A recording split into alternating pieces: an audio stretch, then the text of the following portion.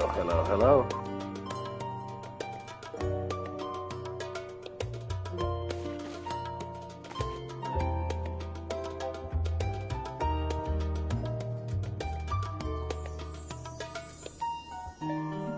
Alright, it's been a minute since I got on. How's everyone doing? Hopefully you're alright. Anyway, there's a lot that's going on, actually. If you haven't noticed, I've been off for a few days. Well, for Final Fantasy. I've actually been on Twitch,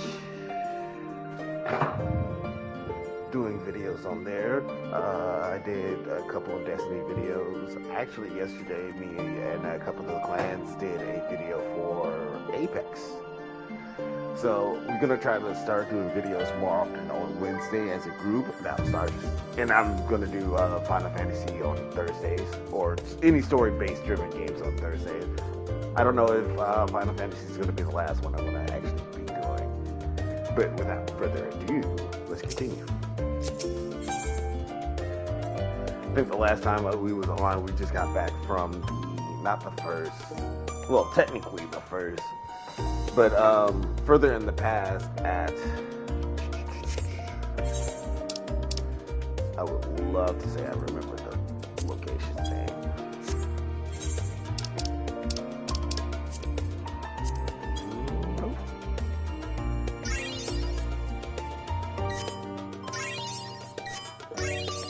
Oh, well, that's virtual mouse mode.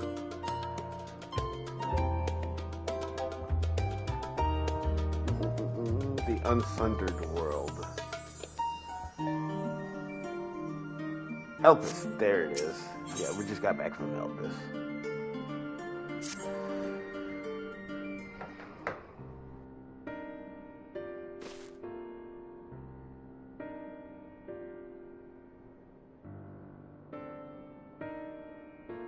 So have you learned more of the final days?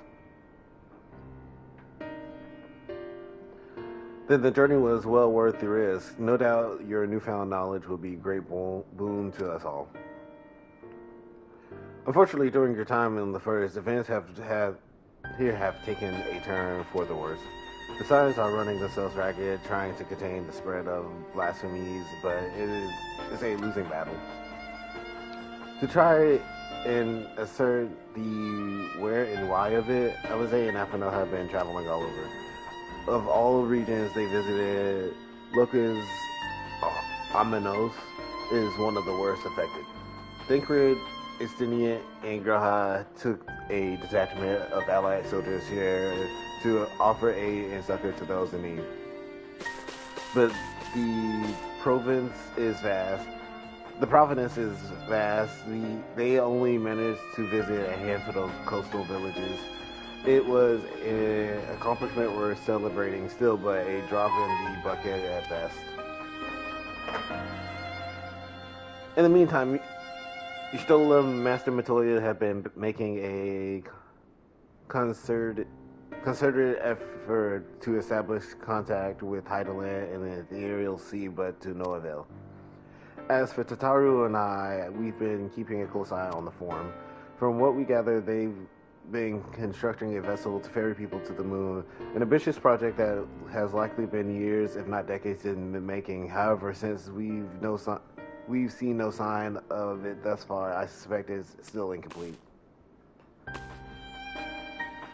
You will also recall the proposal issued by Master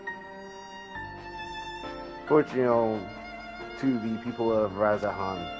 Following their discussion, Vitra declared his support for the plan and urged those who wish to evacuate to accept the Forum's invitation.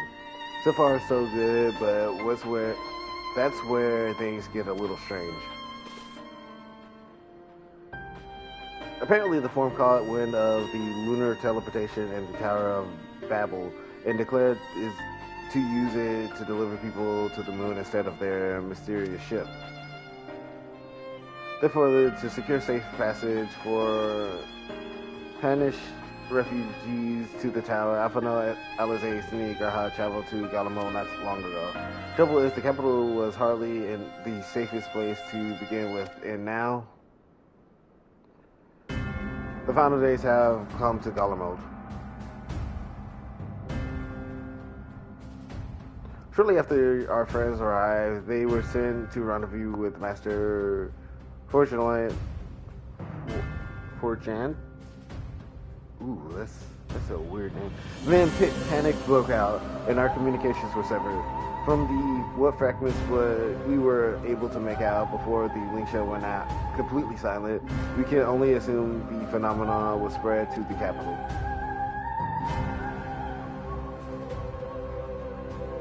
The others need you. Please, you must help. You didn't even ask what was going on with the information I got. Having you there will make all the difference, I'm sure, folks. Camp Broken Glass was their first port of call, so you best start there. Hopefully, Lucia will know where they are. There's no telling what we'll be walking into, so you had best take every possible precautions.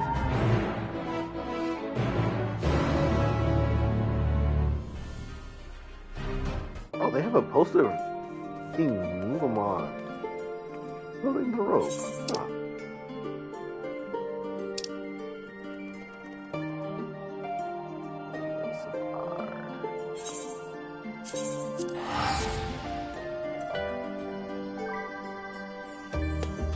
Who am I paying to teleport there?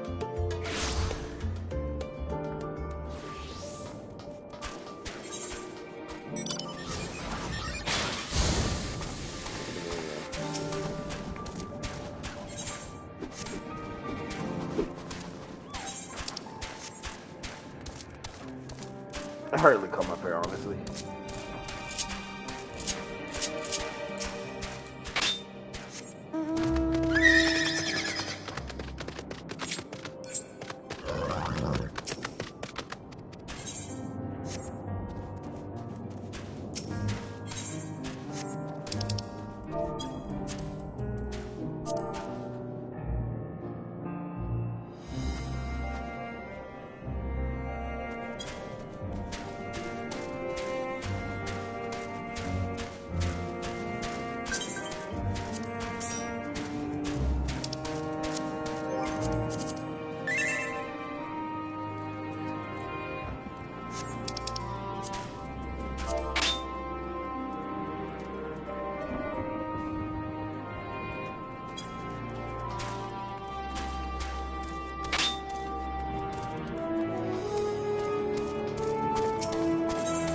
Look at all these are,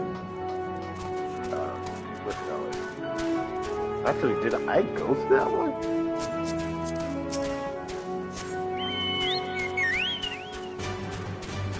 Yeah, I did go to this one. All of them are the same. Actually, you might be a progressive one.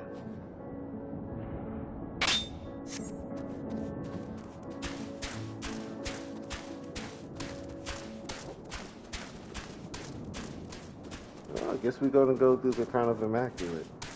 I actually like that trial, so I don't mind.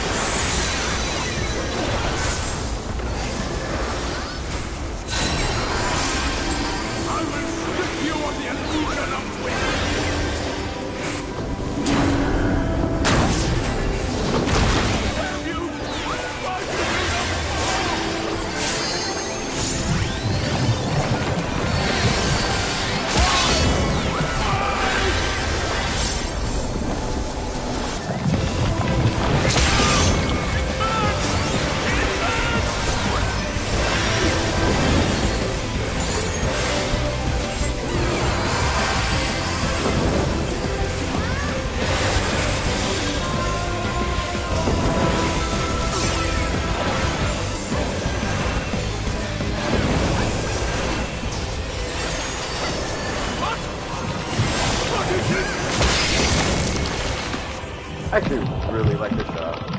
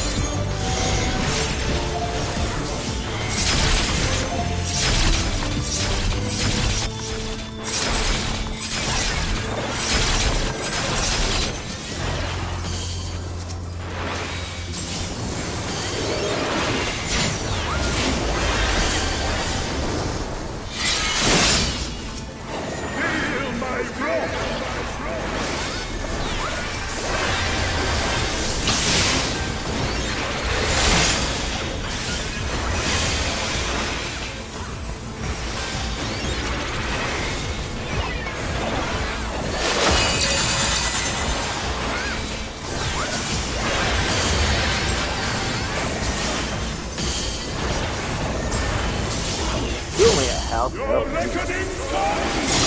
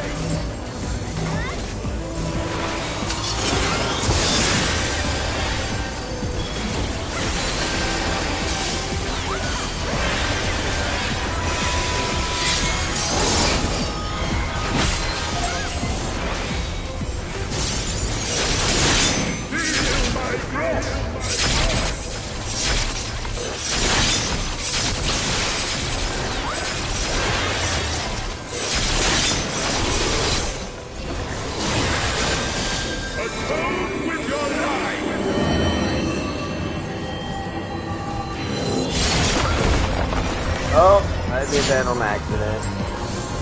Hey, honestly, got confused on where I was supposed to go. Oh, you gotta use a long cast too.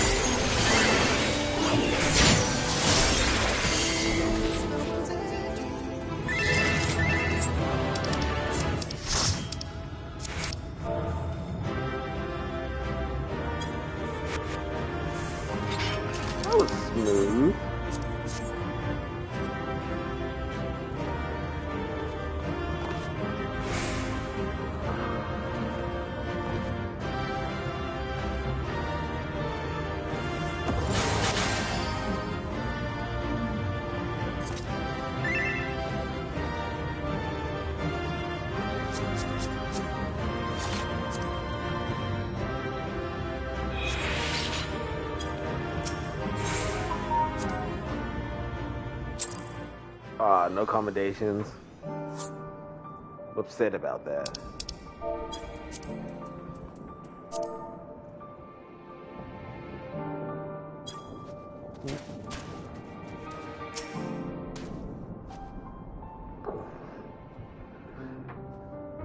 And not a moment too soon.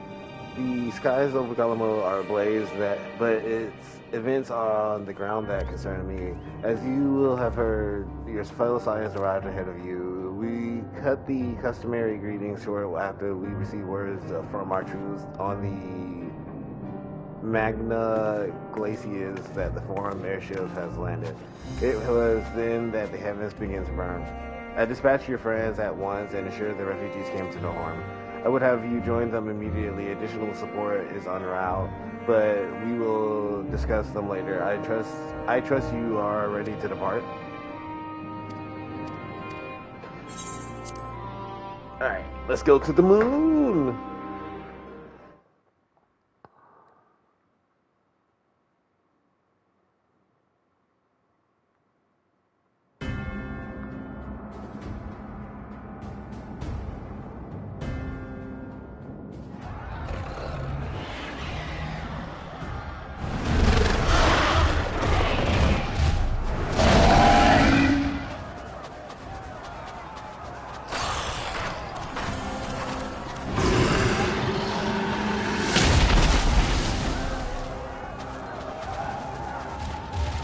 No. No. We were promised an escape. Not to save you, we fled.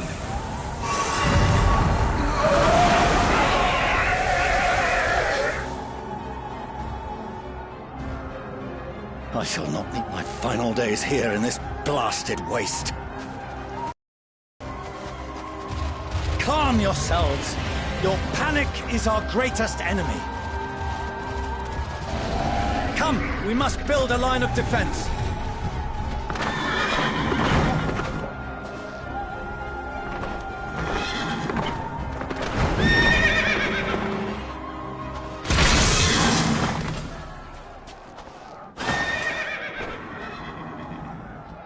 How?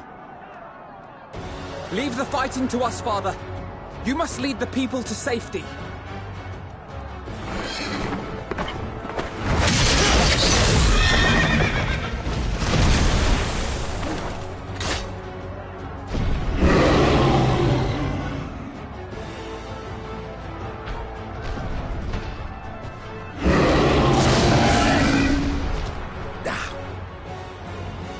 I can handle this pair.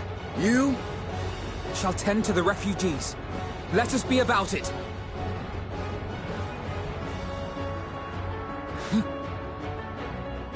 As you wish, my little lord.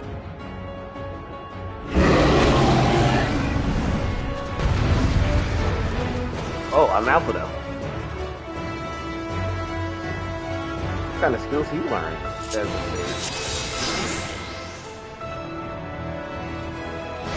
Our commander needs attention. See to the wounded. Help is at hand.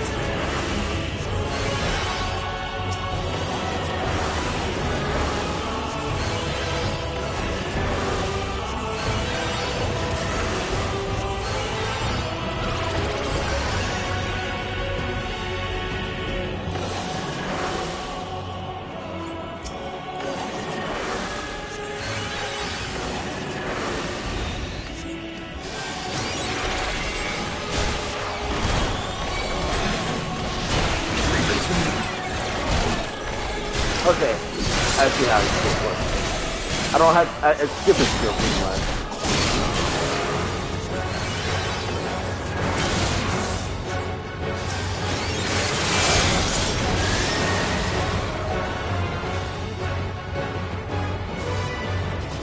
Ah, don't turn. Don't run at least.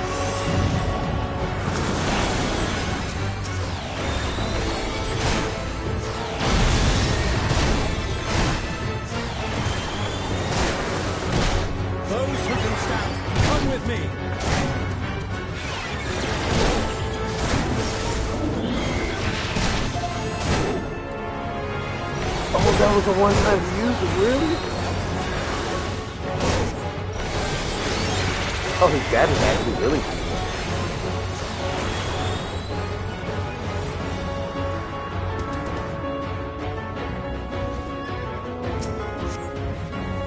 Easy now.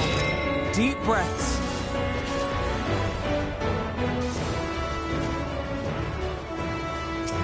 You're safe now.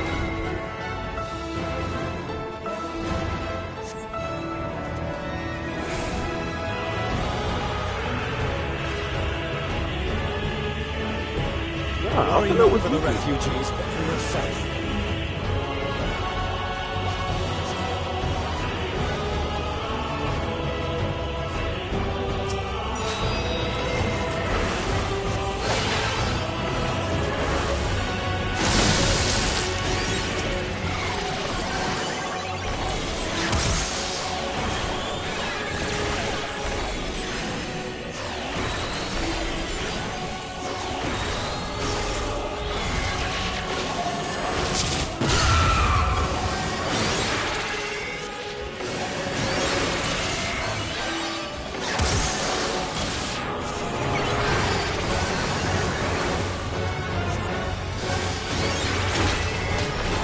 Okay, I think I'm used to this now.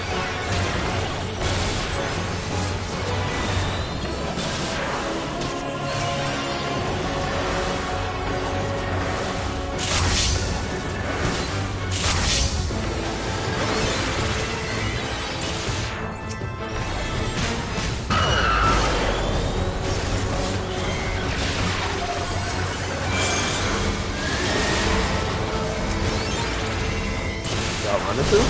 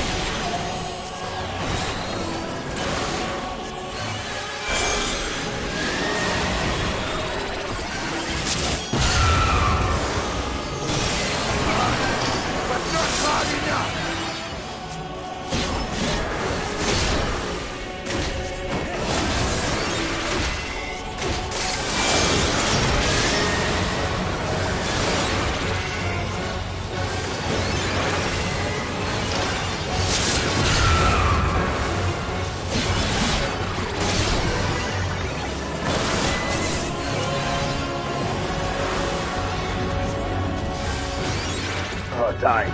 Holy crap. Oh, this is a red big one.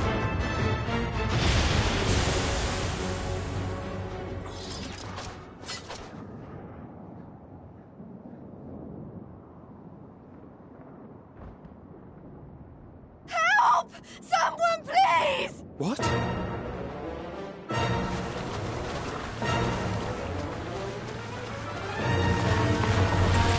No.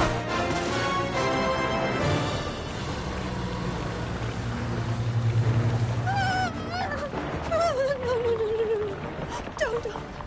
I don't want to die. Forward! Let not a single fiend escape!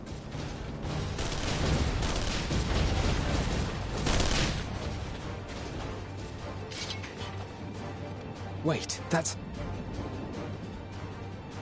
Euless and the army. So, you've recovered then? In time enough to be of aid, for once.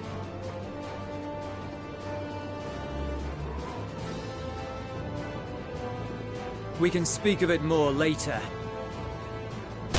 For now, we must fight! To repay your salvation in kind, or with better! For Garlemald has her pride!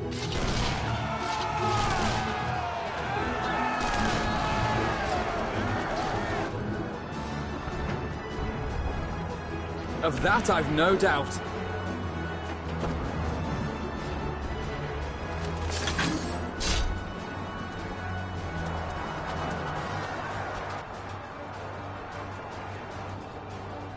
The gods. Of all possible saviors, the Imperial Army. Oh!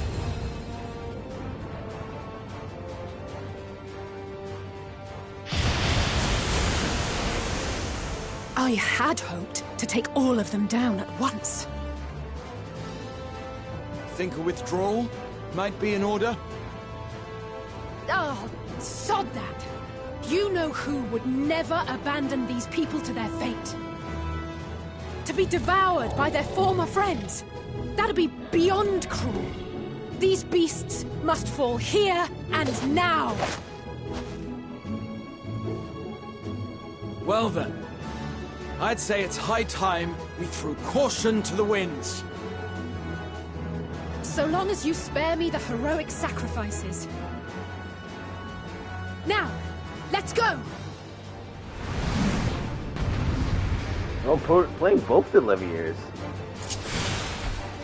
As their father watches. Poetic. I don't play Red Mage enough.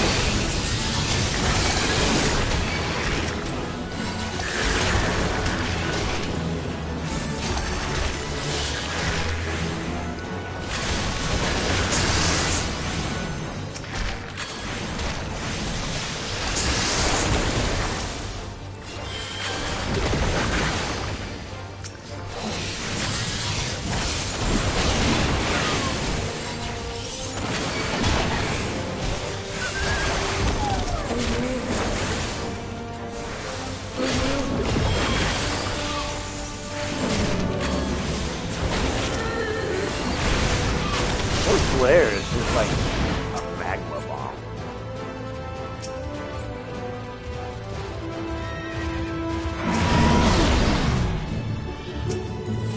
He is getting proficient with that I'm fine.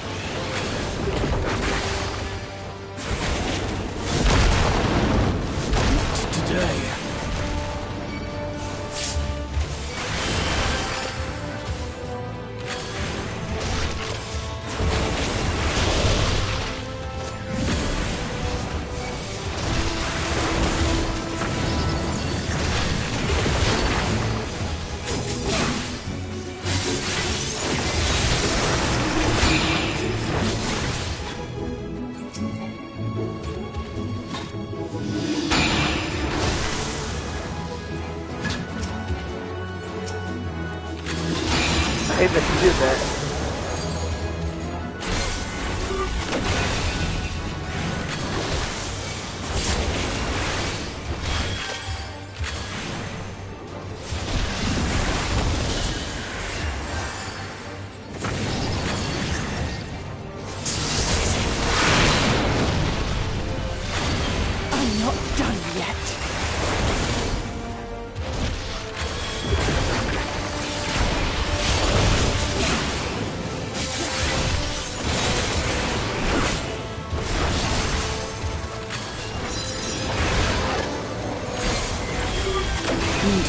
that?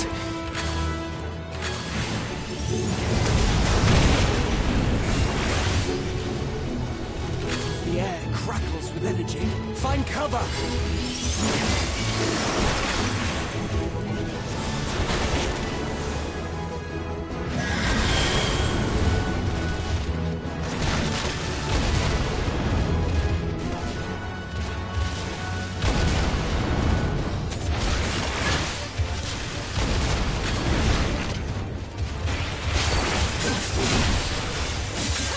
They say, turnabout's fair play.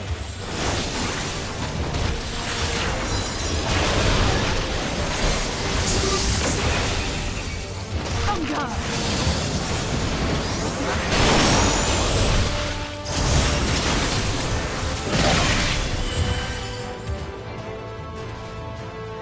I actually like Red Mage's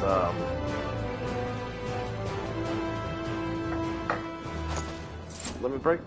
Or Alizé version of it, if I don't actually know Red Mage's Limit Break.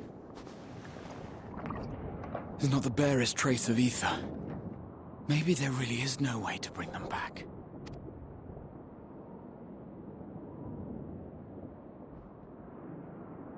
Thank you for saving our lives once again. I remember you, from Purusha. You helped us there too, didn't you? Ah, you're from Palaka's stand. I'm glad you're still in one piece.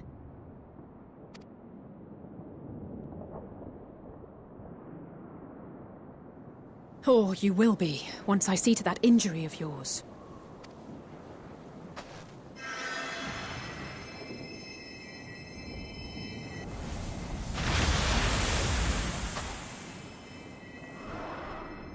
Look out!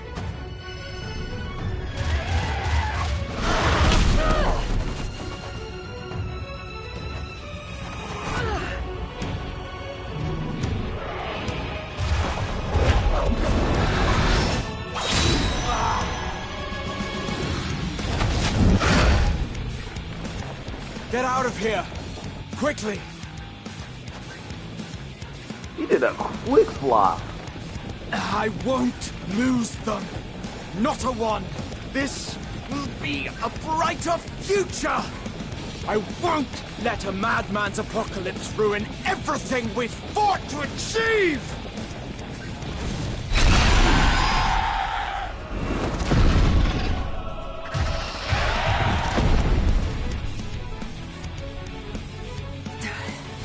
Get it together, Alizé. You're embarrassing yourself. And in front of Father, no less. You might never measure up to our champion.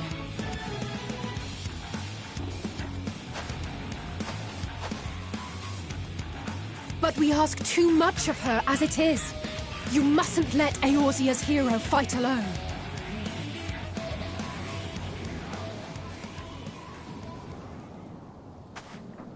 It's weird that I'm walking.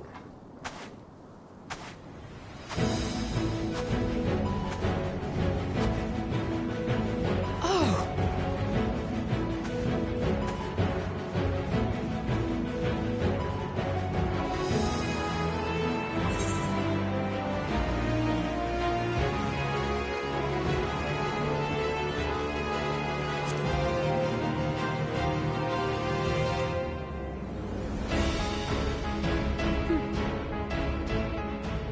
I can look after myself, you know.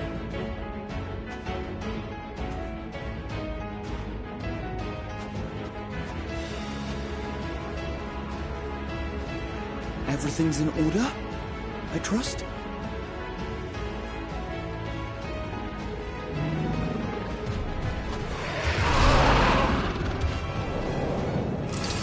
I've had enough of this rabble! Come on! Alright. We got a solid team. Tank, DPS, and healer.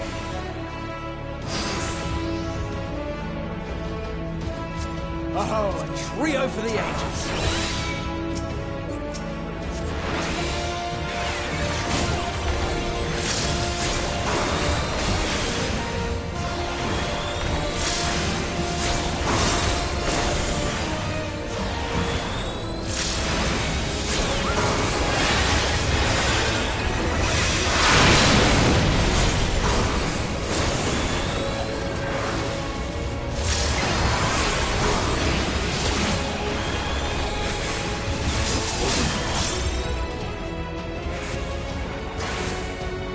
I'm gonna get hit by that first one. Oh, no, no. Just the beginning.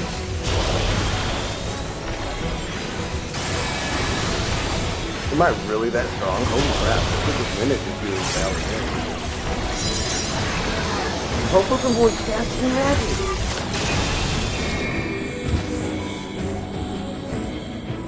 Oh, do I need it? It's gonna push out. I had a feeling I'd find you. This should be the last of the worst troublemakers. With me!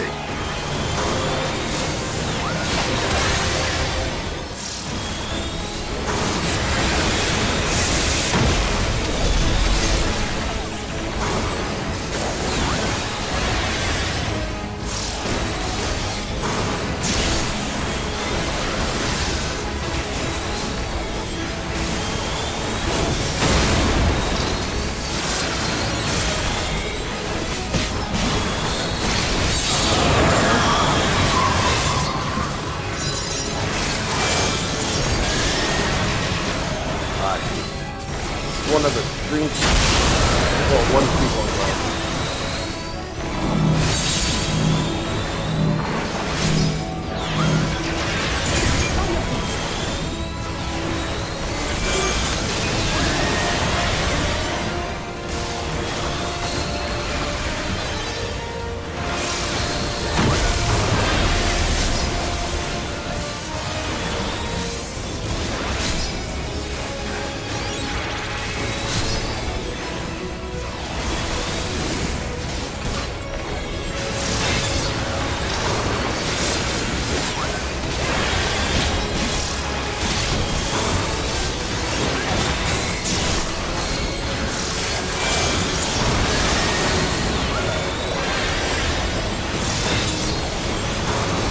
How's it making lightning?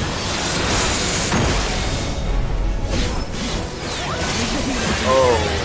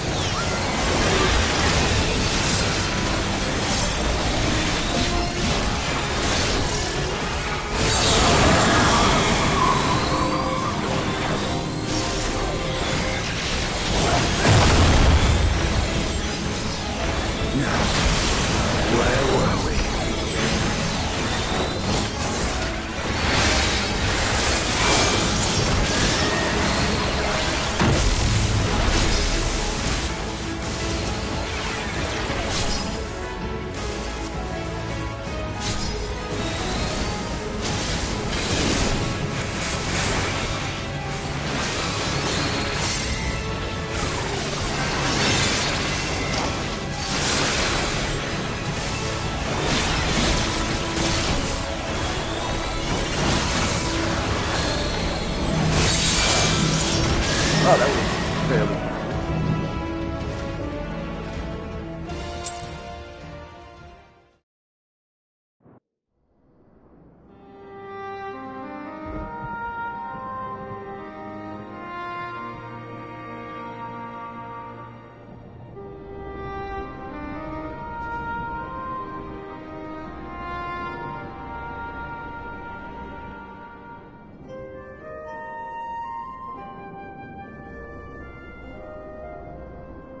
You must board without delay. The ship will depart ere long.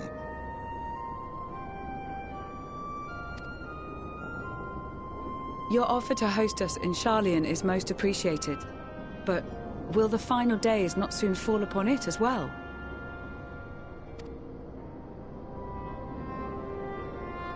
Your hesitation is not unwarranted. The satrap entrusted me with your lives, yet I have failed your comrades. Nor are you wrong to fear that this corruption will continue to spread. I cannot promise you complete safety, even in my homeland.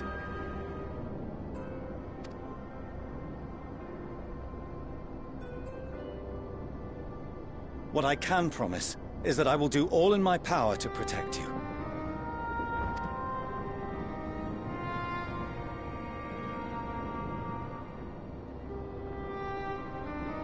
That power is not inconsiderable. Even now, my countrymen are preparing the vessel that will deliver us to a sanctuary on the moon. Join us on our journey there, and beyond, to new horizons.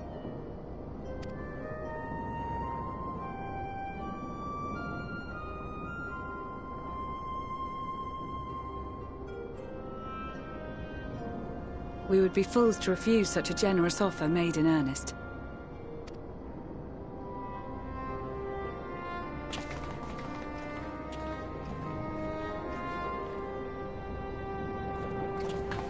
It seems they've a new destination. The people of Radzat-Han have known too much suffering. The march to Garlemald will only bring them more, short though it may be.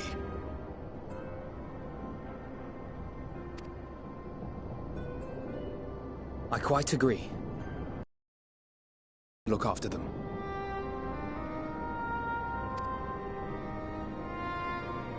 Yes. Well.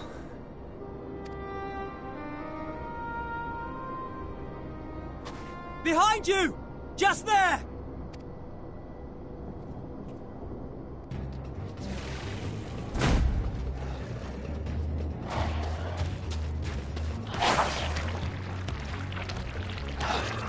More of them. Is that one of the brothers?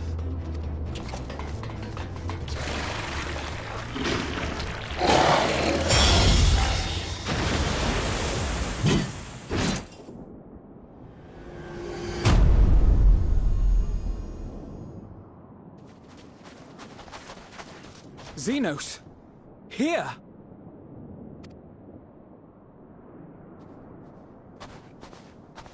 You'll be all right. Hurry to the airship.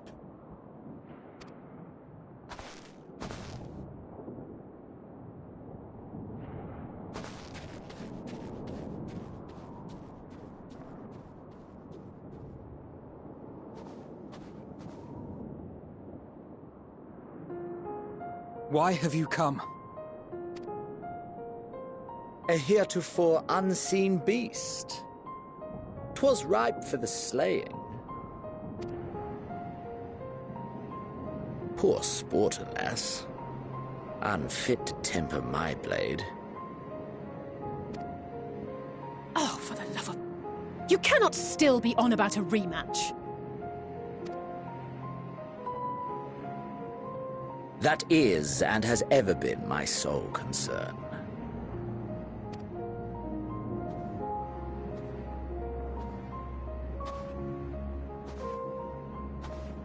You, on the other hand, are fixated on a different quarry. Your passion pales before mine, yet neither hate nor despair seem sufficient to recapture your misdirected bloodlust.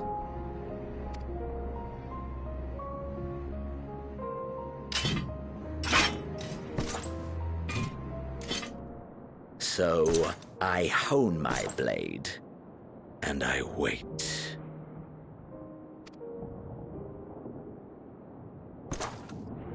That's it. That's all you care about.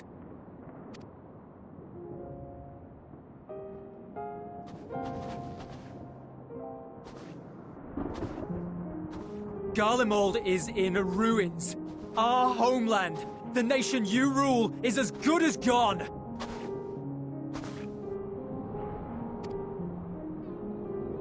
Along with so many of its people. Not just soldiers like us. Not only those who fought and killed for power and duty. Innocent civilians.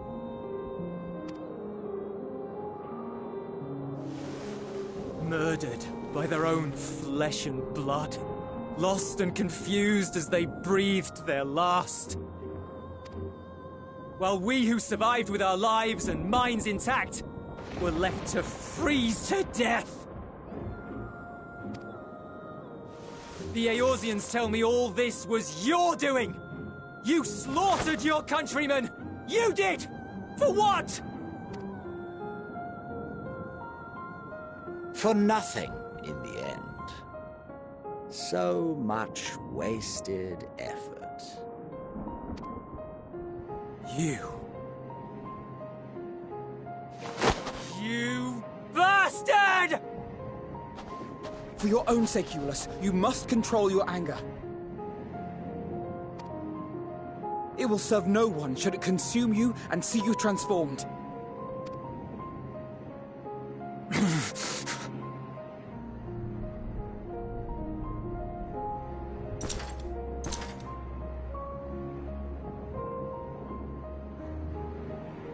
Would you be happier had I a good reason?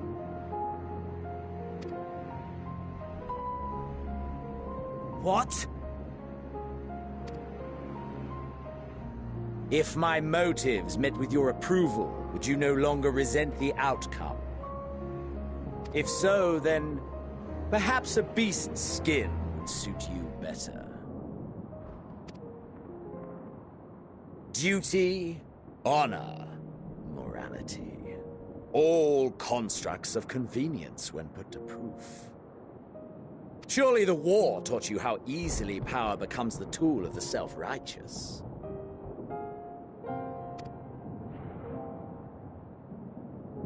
How the people's justice was merely a means to their ends?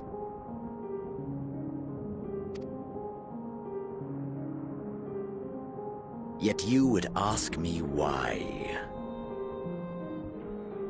Ask any creature of this star and those above for answers, and they will tell you what suits their fancy. And they would be right to do so. What meaning there is to be found in the petty vicissitudes of your existence must be gleaned by you, and you alone.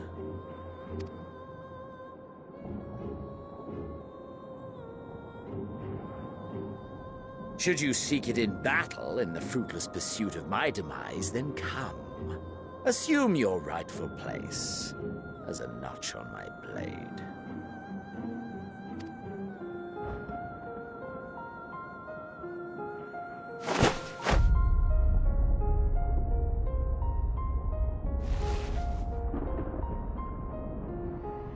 You are a blight on the Garlean race, and there would be no more satisfying way to expunge it than by beating you to death.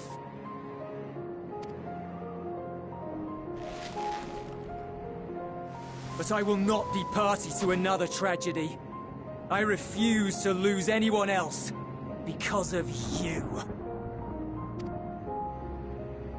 So go. Go! And may we never suffer your madness again!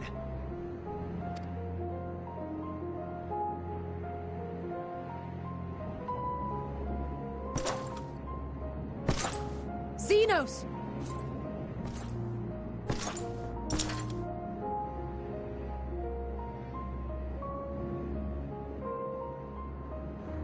Perhaps you found meaning in living this way. I cannot deny you found strength. Yet if you only pursue your hedonistic pleasures and pay no heed to the plight of others, you will never get what you want. Not even the battle you pine for so dearly. You'll be alone for an eternity, and you'll deserve every agonizing second of it.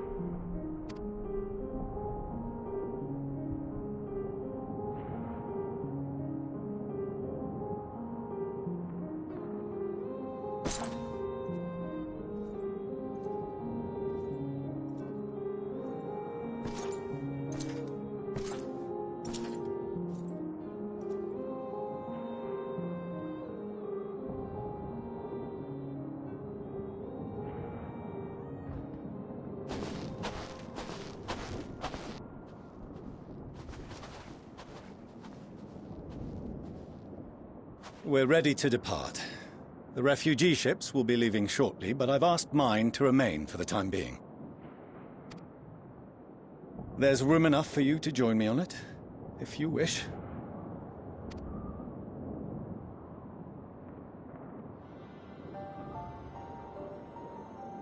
Do contain your surprise. I needn't agree with the Scion's methods or intentions to acknowledge that their deeds are deserving of gratitude. We appreciate the offer. But might I ask why you are delaying your departure? I presume it is not solely for our benefit. I must visit Garlemald ere we return to Sharlayan. Having caused such an uproar, it is only meet that I explain myself to the Ilzabard contingent.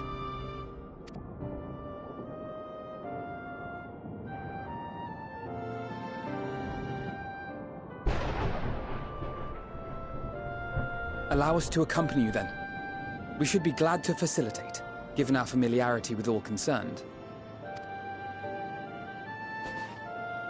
If you would like to join as well, Eulus, we can speak of recent events on the way.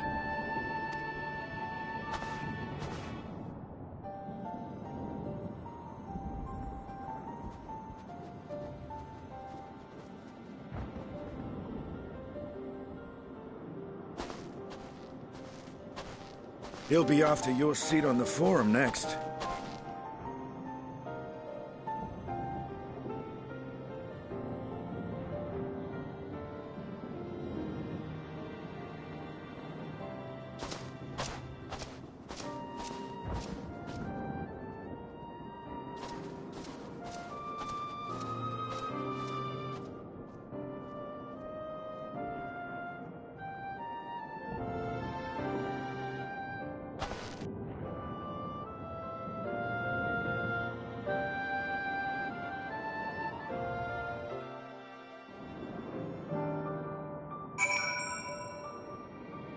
That was an eventful situation. To see Zeno stand there so uncaring and unrepentant, I don't know what came over me. I just blurted out the first thing that came to mind, but looking back on it, I stand by those words. I would say I hope they won't incite him to further villainy, but to be honest, I doubt he ever remembers what I said. Anyway, enough about all that. It's good to see you again. I think I just did equipment on this character.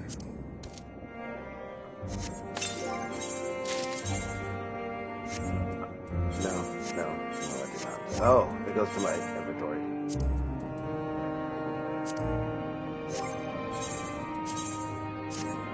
I need to change that.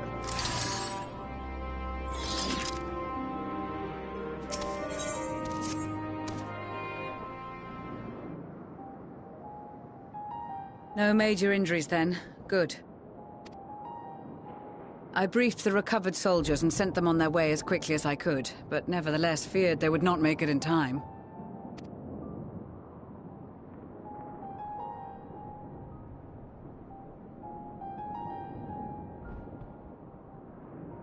The additional support was invaluable. Your men saved more than a few lives.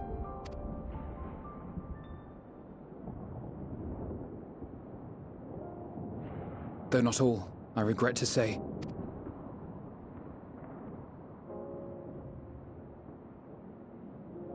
I take it that I am addressing Lucia Junius. I am the Forum's envoy, Forchano Leveilleur.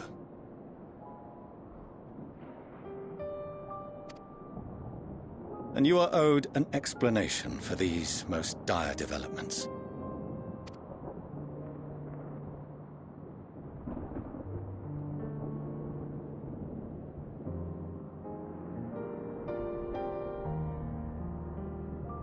Another trial wrought by the final days.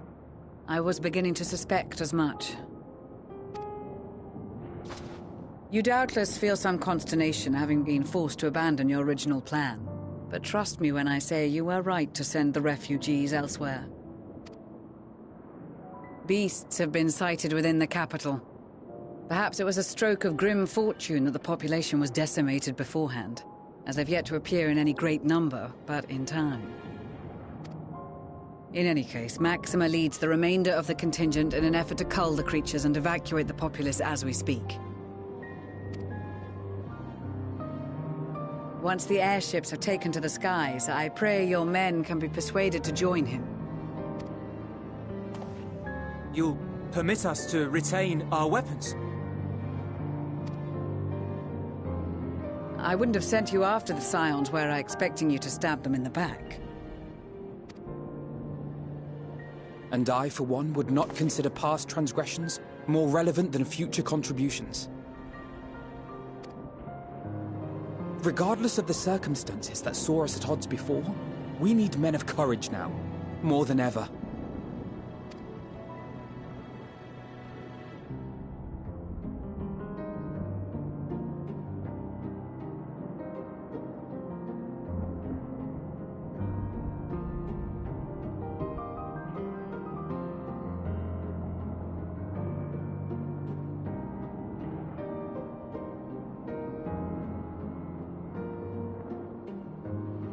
We swore to defend Garlemald, and so we shall.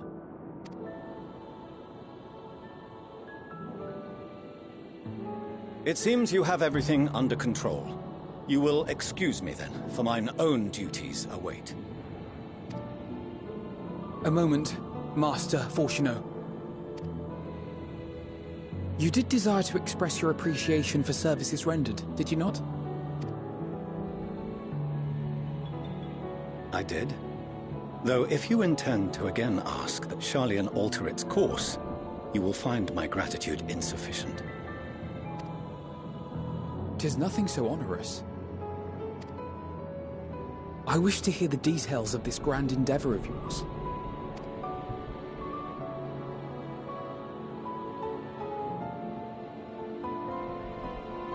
Do you swear to listen and to learn, and not to embark upon some scheme to impede us? I swear.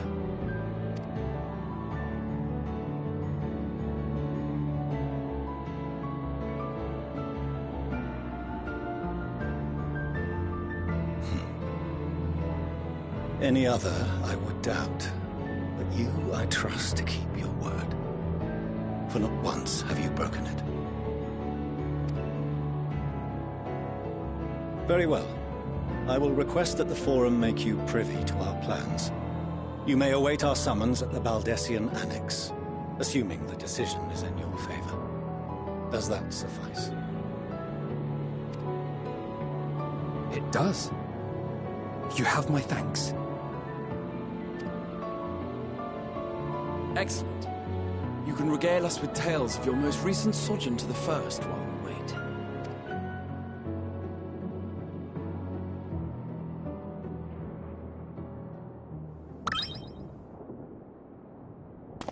Did you hear something just now?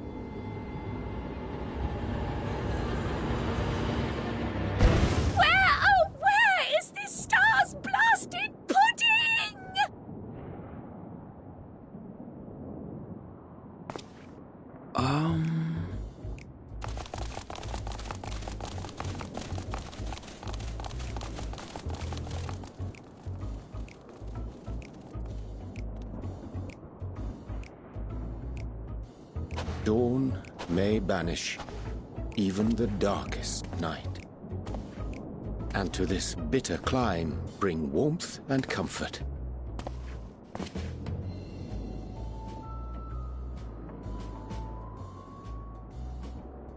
'Tis heartening to see such an assembly upon my return. I thought often of you whilst I looked down upon our star's brilliance from the moon above. Yes, but what are you doing here? And dressed like that? Aren't you cold? Verily, I fear for my health should I proceed to expound upon our purpose ere I procure more suitable garments. Then allow me to summarize. We're here because none of you lot are up there. Nor has anyone deigned to send word about any changes in the plans. It's rude, is what it is. At least that's what I thought at first, but Then folks got to wondering if you weren't in a spot of bother, so we decided to take matters into our own hands. Come down here and help, if our help be needed. So she says, but it's also something of a convenient excuse to visit Aetheris. Urianger made it sound absolutely marvelous. More so before the impending doom, but still. And it's not like there will ever be a better time. What with the aforementioned doom? Marvellous, they say, yet not an ounce of pudding to be found. I must suffer Urianger's inferior works no more. Hey! Maybe consider the plight of present company before you go blathering on about pudding and doom? Ahem. As I was saying, should you require any assistance with whatever, we are at your disposal. We were born from Hydaelyn's love for the lives of this star, so naturally we would much prefer to see them continue. Twiddling our thumbs up on the moon is hardly conducive to that, though, is it? Aye, not when you've all got such precious thoughts and feelings and hopes for the future deserving of more active preservation.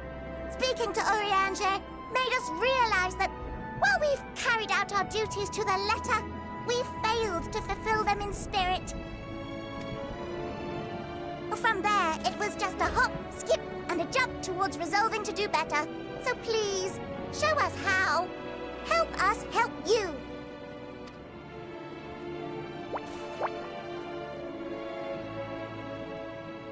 Forgive me, but are they...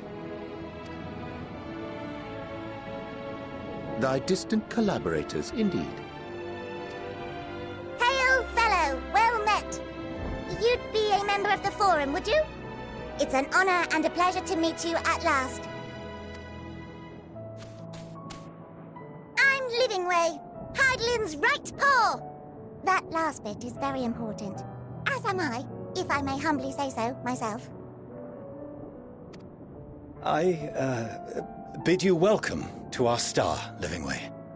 On behalf of the Forum, I thank you for traveling such a distance to meet us. As you have surmised, preparations for the Exodus have not proceeded as smoothly as we had hoped. I should be happy to personally escort you to our headquarters in Sharlayan, where you may advise us as you deem fit.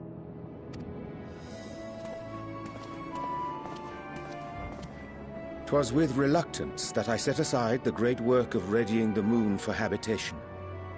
Be assured that I did so only after the Loperids made plain their earnest desire to come hither, and I myself felt a growing certainty that their contributions here would prove invaluable. 'Tis trite, perhaps, but I followed my heart.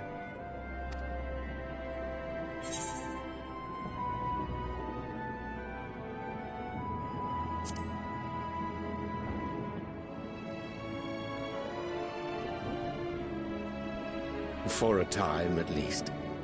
Nevertheless, 'twas worth the journey to find present company well.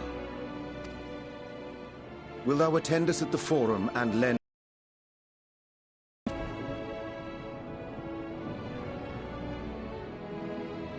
If that's all quite settled, can we start moving before Urianger catches his death?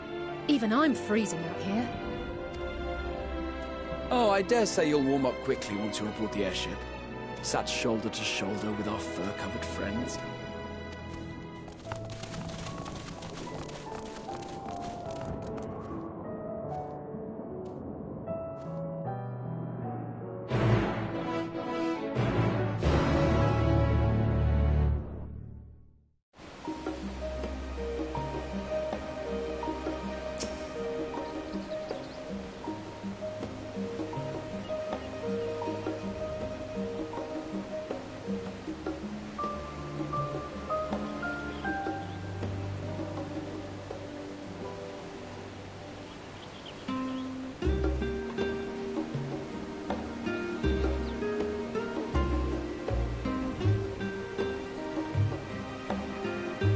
I dare say Master Fortune was as non-pause as we need to learn the identity of Heidelland's lunar custodians. As he will soon discover, they have much and more to offer the forum. Might I suggest we return to the annex forthwith? We may yet have time to discuss the recent adventures here. We are summoned to the restaurant.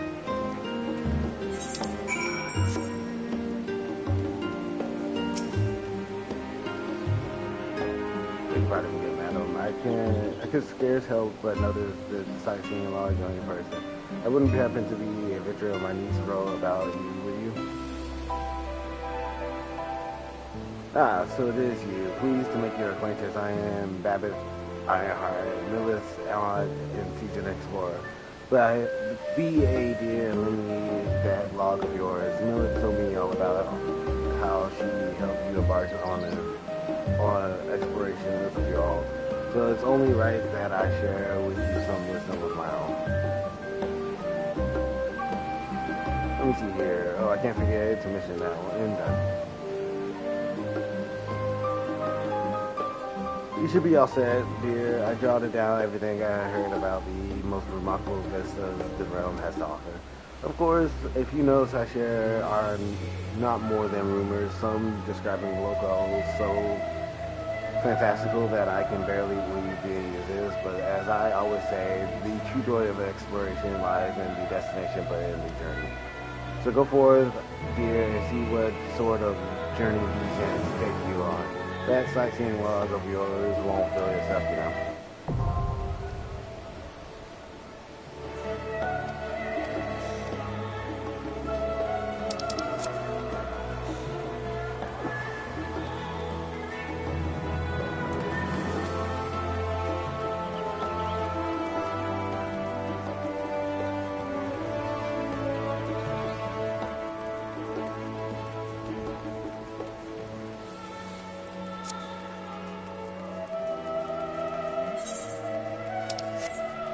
Like how there's no crystal here. I actually like the outfits for the cleaners.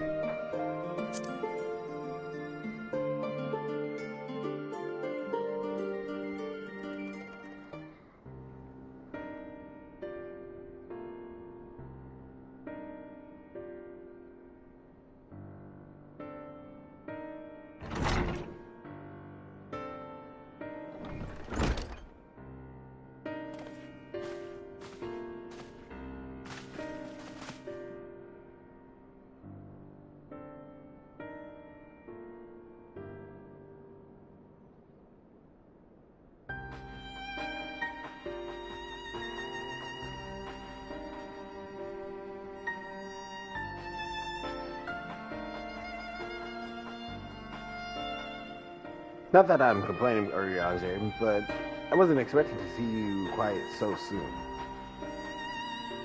No, I think, in extolling the virtues of Etheres, I did inadvertently awaken in the Laparages a desire to avert our beloved star to the minds.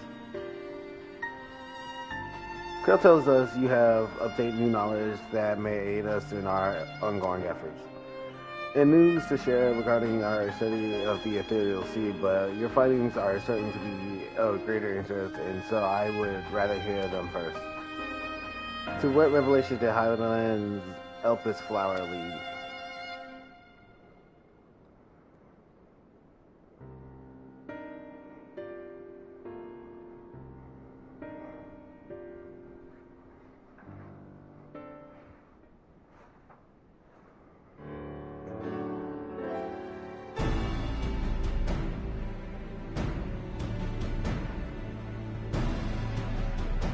then this Danimus is what drives the final days.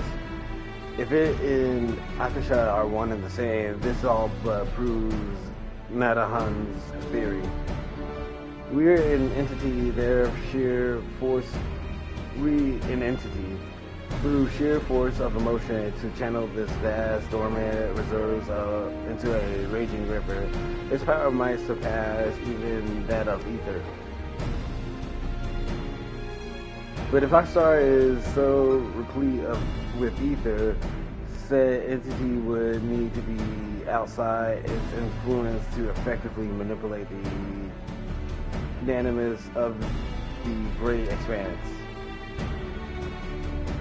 Meteon, or rather the soul and suffering of fallen civilizations that she has been hoarding for millennia.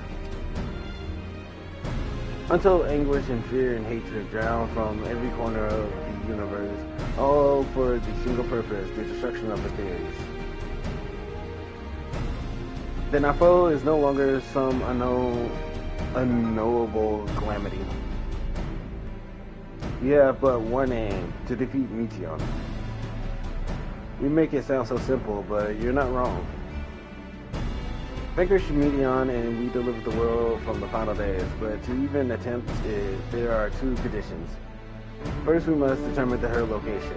Before Meteon escaped, an enchantment was placed upon her by Venat, the woman who would become Heidelin. The implications of temporal magics are not entirely understood, and so we cannot assume that our Heidelin and the Venat you met in Elpis are one and the same. Nevertheless, due to her intrinsic qualities as an all-powerful being, I wager that Heidelin possessed the knowledge we seek. Whether she would share that knowledge with us, however, remains to be seen. After all, she intends for us to flee Atheres, not to stay. Do you suppose she has abandoned her pursuit of Meteon?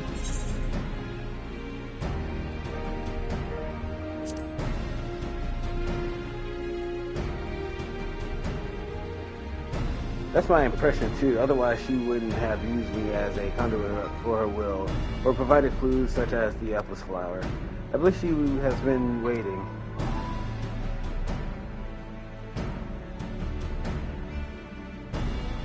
Waiting for mankind's answer to Hermes' question.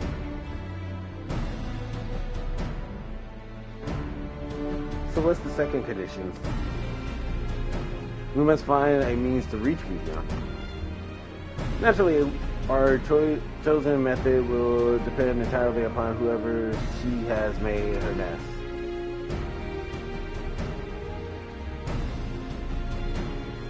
Then communing with Heidelin must by necessity come first. Do you and Master Montoya have any luck with your investigation into the Ethereal Sea? Sadly not, though we enlisted the help of Arnvel and other Echo-Blast allies. We couldn't detect so much of a whisper from Heidelin, even from within the Inti Tower.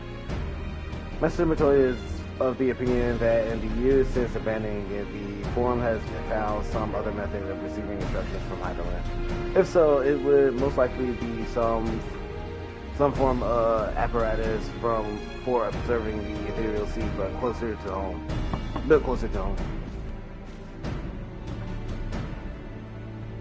Sorry to interrupt. We have just received word from the Forum. Your presence is required in the Rostra, where they intend to discuss the Great Exodus. Then Father was able to persuade them. They're finally taking us seriously. Let us hear what they have to say.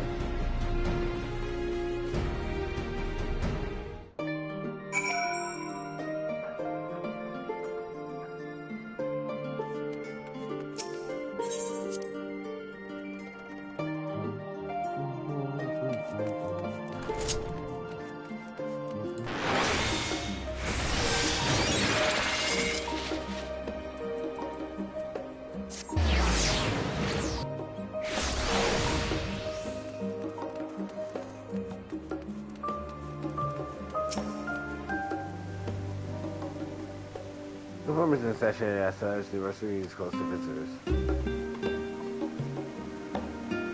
Inside of the very well, you may wait in the corridor.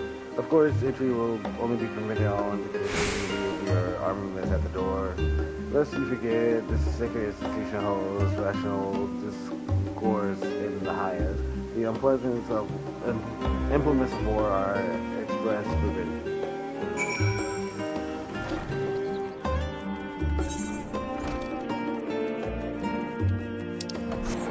Still walks in with heavy armament.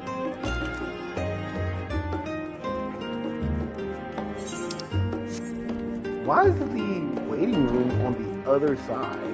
Oh no, you're supposed to walk around. Still, that makes no sense. It's a round room.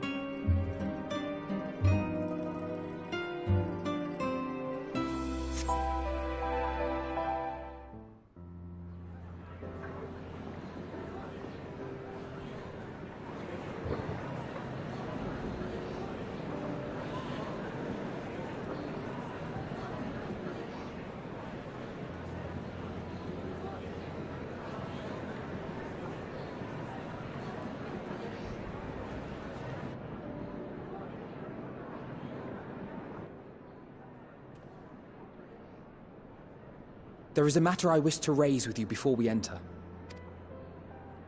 We are here to listen and to learn. But if the Forum's plans are more or less what I expect, then I should like to make a proposal that will serve our ends. By your leave, of course.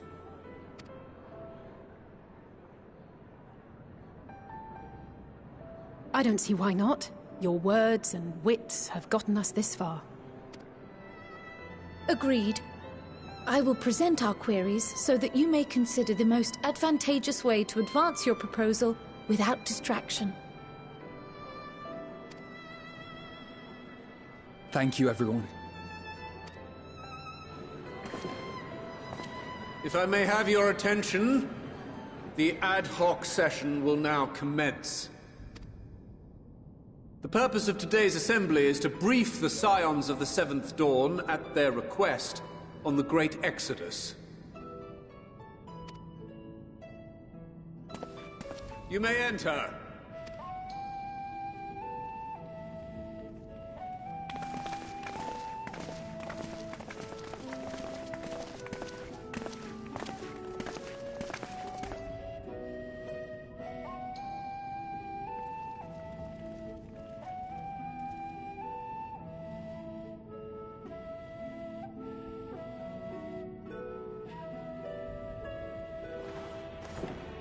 On behalf of the Forum, I commend your heroic actions on the Magna Glacies. We shall not soon forget your service to us and the people of Radzat-Han. The Satrap, whom we have informed of the refugees' new arrangements, sings your praises as well. As an expression of our gratitude, we will endeavor to answer your questions as fully and openly as we are able. Then let us begin. First, it is the Forum's objective to ferry the life and knowledge of this star to the moon. Am I correct? You are. It is for this purpose that Sharlayan has labored these many long years. We have collected biological samples and scientific records from across the star. When the time comes, they will be moved from their places in Labyrinthos and Numenon and conveyed to safety. Once that critical task has been accomplished, we will begin transporting the Sharlayan citizenry, which has been categorized into groups. The earliest arrivals are to ensure hospitable environs for those who come after. Following our people, we will send those of other nations in turn, beginning with our allies. Radzat-Han was foremost among these, but since the final days have already come to Thavnair, we saw fit to include the refugees with earlier groupings. An ambitious plan. You have accounted for the safety of all nations and tribes, then? As many as we can. And how, pray tell, do you decide who to leave behind? To journey beyond the sky is an unprecedented and immeasurably difficult endeavor. Introducing sources of inevitable conflict would condemn all to certain death.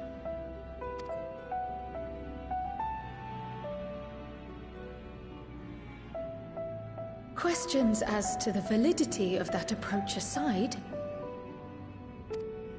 are your plans proceeding apace? We're under the impression that your primary means of celestial transportation is incomplete.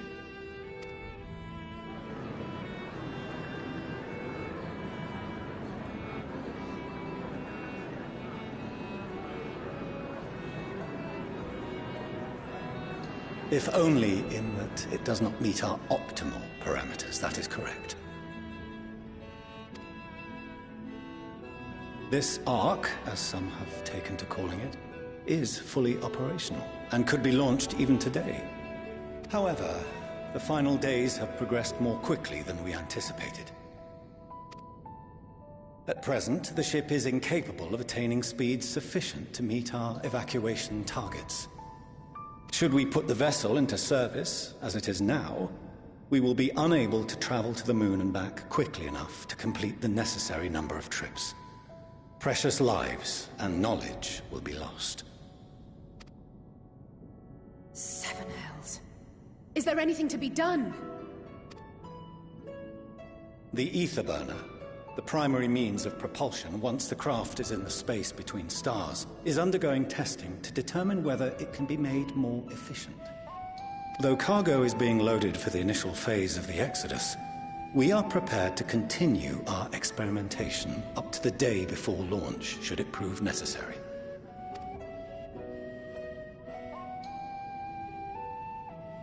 What if the Scions were to solve your problem?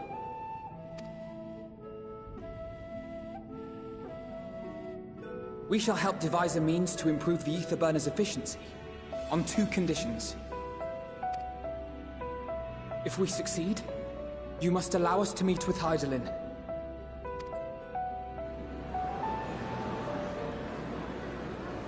'Twas simple enough to deduce. You have a Concord, and so you would never have abandoned the Anti-Tower had you no other means of communication. One far more convenient, I suspect.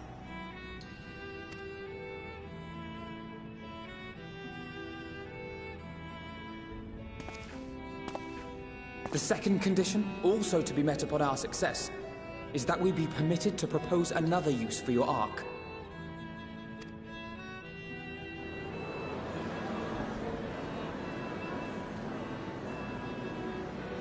We would be at liberty to refuse this proposal.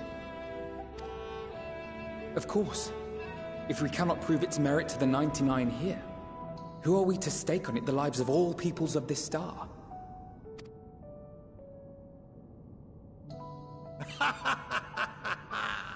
Delightful as always, Master Alfino.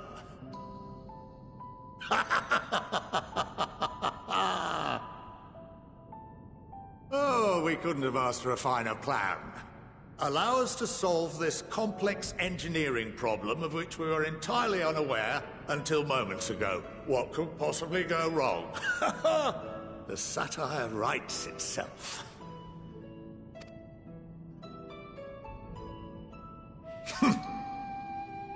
Yet, what field has not benefited from a change in perspective?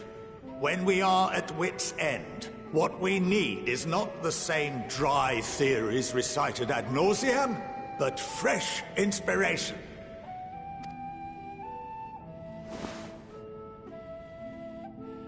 I, for one, have faith in my erstwhile students to provide it, and I find their terms to be perfectly acceptable.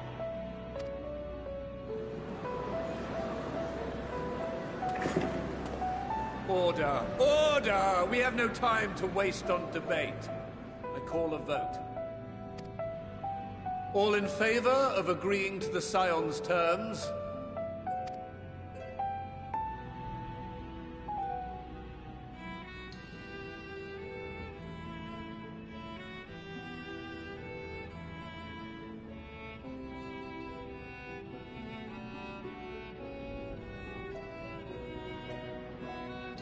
A good majority of them, actually. 71 in favor, 28 against. The ayes have it.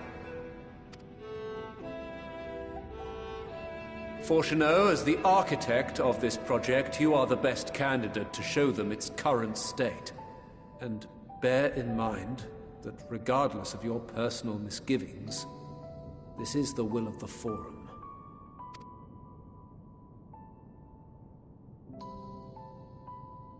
Very well. I call this session to a close. Return to your tasks with urgency. The final days wait for none.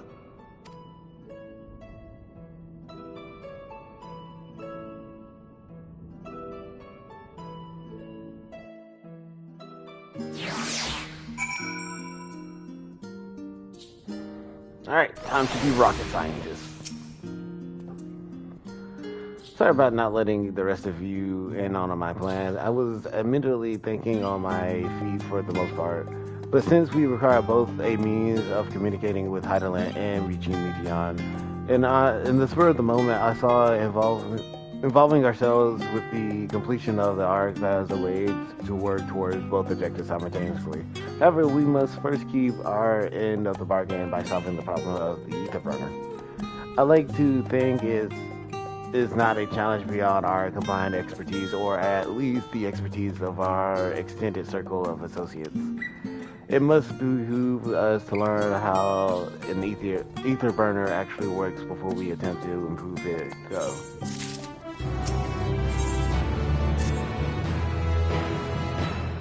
As instructor, I shall take you to see the ether burner. Meet me outside the Archon, and I trust you you can make your own way there.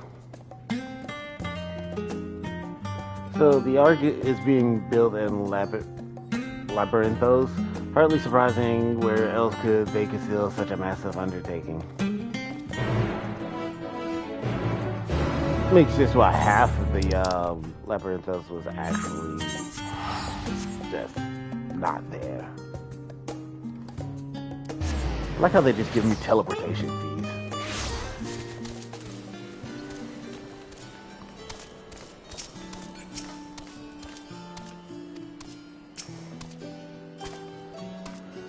The destination lies in the lower levels. The Forum in this wisdom has granted you access to the Archon's live. Step aside and have Aphelion take you to the medial circuit.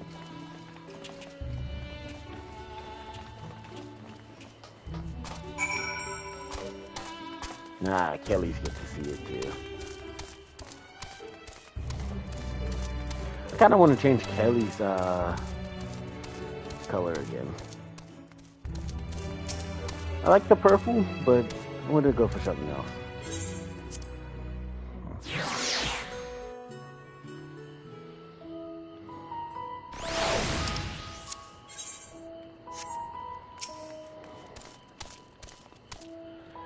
I've sent your associates ahead to Logiston Alpha on the other side of Muriel Ergonomics. Actually, there's something I have been meaning to... No, never mind. I can wait. I'll let us attend to the matter at hand.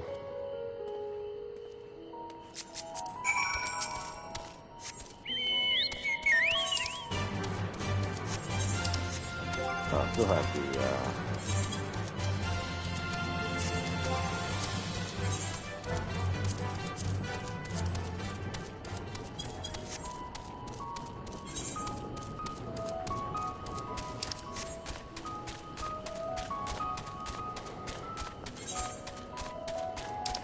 They don't have an elevator just going straight down. What's the purpose?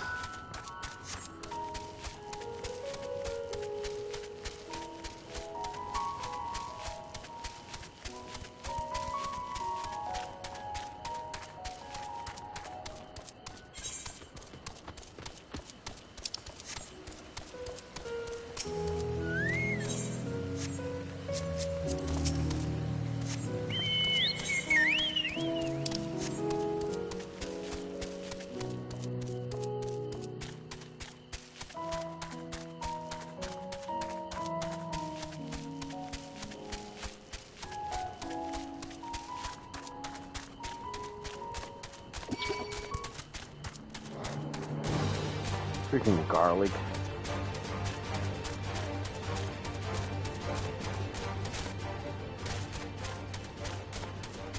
I think crystals are weird. And I also forget they simulate night and day here. It's actually pretty cool simulating the sky to that accuracy.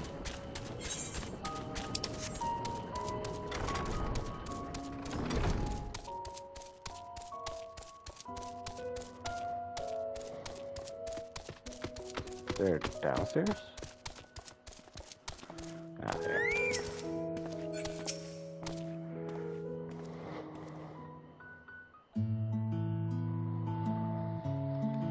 We are to wait here while our father arranges for us to use the next lift. Here, being Lucasen's Alpha, where the atmospheric conditions of Lemprithos are regulated. Water is drawn from underground and dispersed as vapor, simulating the formation of artificial clouds and rains. By manipulating the temperature and air circulation, they are able to create the ideal environment for growth and preservation for biological samples kept here. Hold on, how do you know so much about it? My father brought me here as a child. What, and left me behind?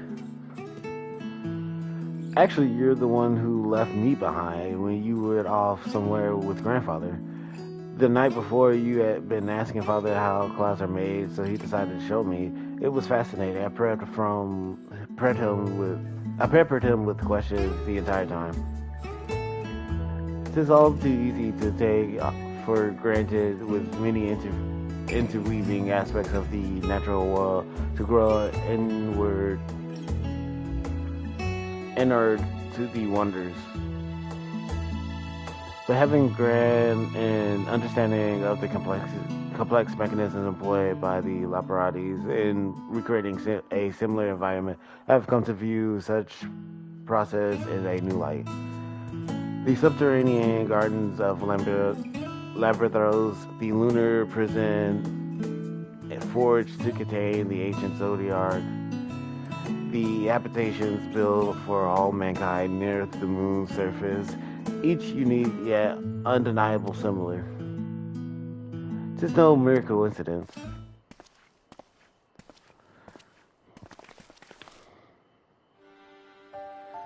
Ever since Heidelin unfolded to us the grim fate that awaits Etheres, every essential resource we could spare have been delivered to Labyrinthos in preparation for the Great Exodus. But that is not all. It is also a testing ground for the technologies that will allow us to settle on distant stars. Though the Leparatis have endeavored to make the moon inhabitable, what is not our final destination? Mankind must learn to propagate life where there is none, to thrive where all is barren. Alas, time is not on our side. I have arranged for you all to enter the central circuit. It is there that most of our preparations for the Great Exodus are carried out, the construction of the Ark among them. Though our plans have been made public, access remains highly restricted. You, however, will not be subject to said restrictions. You will have free reign to come and go as you please. Such was the will of the Forum, after all. We will prove ourselves worthy of their trust, your trust.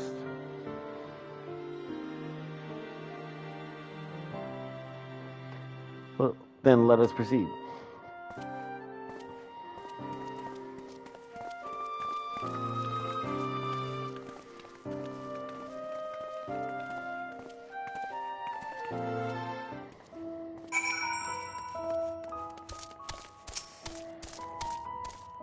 By decree of the Forum, the size of Cedar are permitted to enter the central circuit.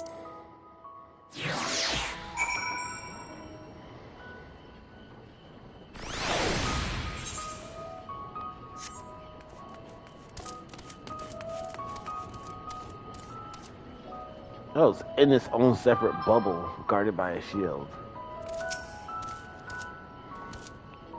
The ether burners is being constructed not far from here. Overseeing the work is Kokol Dunkel, after whom the forge is named. Once the necessary introductions have been made, I shall leave you with him to discuss the particulars this way.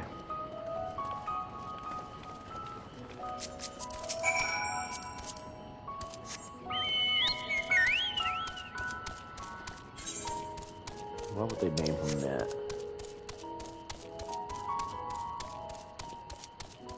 Like his parents had it out for him.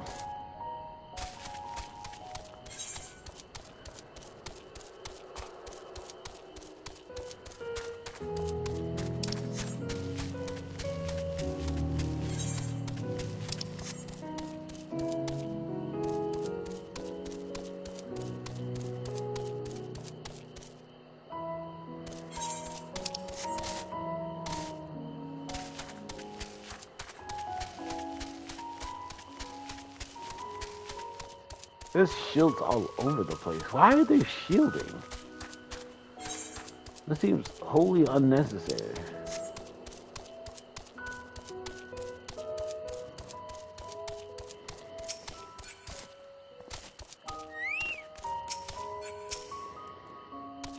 That's a Lalafell.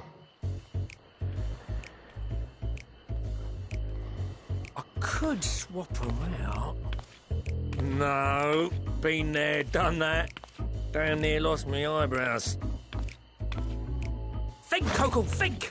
We'd be well on our way to paradise. Visionaries patting themselves on the backs for their grand accomplishments if you'd only think!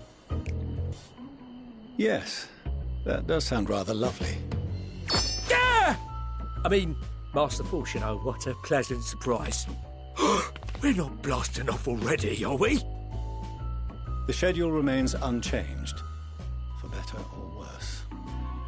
Which is why the Forum has elected to accept assistance in resolving the ether burner conundrum.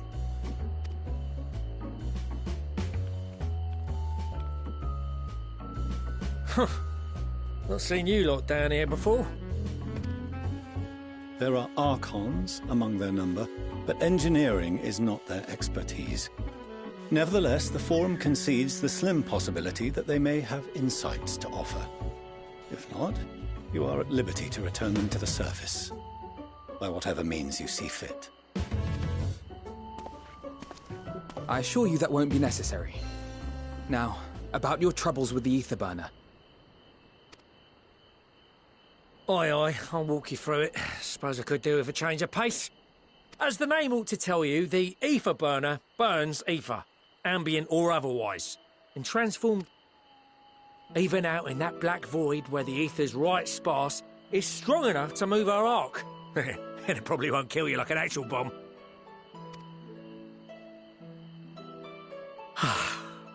But it ain't perfect.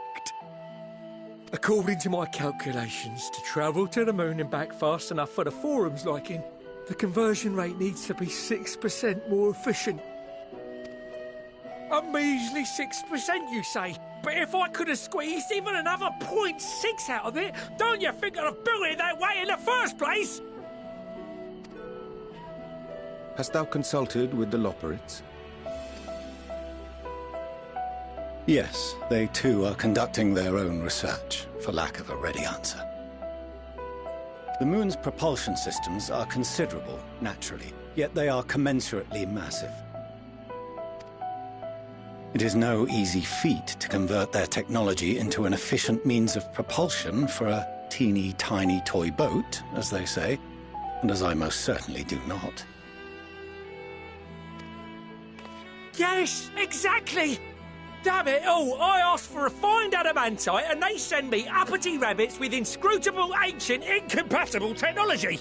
You're trying to drive me mad! Do you speak of Allegan refined adamantite, perchance? You know of it?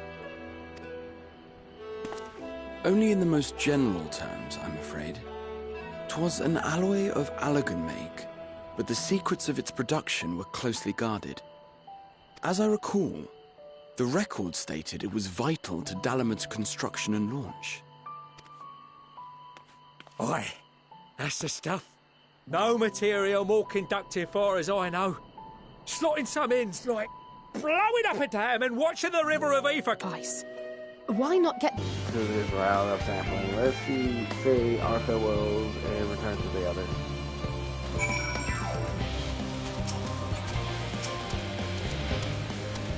Good to have you. I trust you found something to your liking. I'd rather an armored with the grapes and oranges, less so the pumpkins, though I learned the hard way there not to be eaten raw. Then there was the lemon and the deceivers. It still feels so violent. I still feel so violated. First time was it? I'd hate for you to leave with a bad taste in your mouth in more ways than one. So I'll give you the lemon muffin I made. If this doesn't change your opinion, nothing will. More lemon? Have I not suffered enough? Nevertheless, it would be remiss of me to spurn this opportunity to... bit of sick came up there. Learn more of the instructions ways. Farewell, lemon muffin, do your work.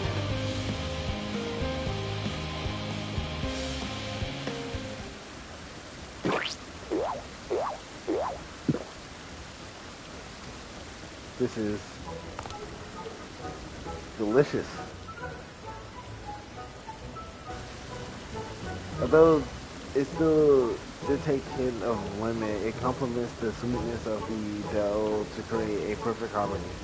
I never would have guessed that its vile bitterness would be utilized so elegantly. My good child, this is simply breathtaking. See, we rarely use lemon in its natural state, but it has a starring role in all sorts of recipes, and some is true for many other ingredients. It comes down to make the most of the resources at your disposal, and sometimes that can even be the difference between life and death. I know we won't be able to take every species with us. No doubt the Forum agonized over what was worth preserving and what will be considered to history hard choices, but break them we must if we're to survive. Such strength of will, now I know how to unseason your mankind.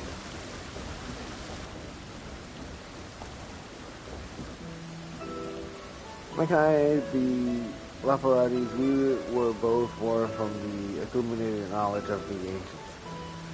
They learned all there is to learn about the nature of science, life, sentient life, and the facets of the stars themselves.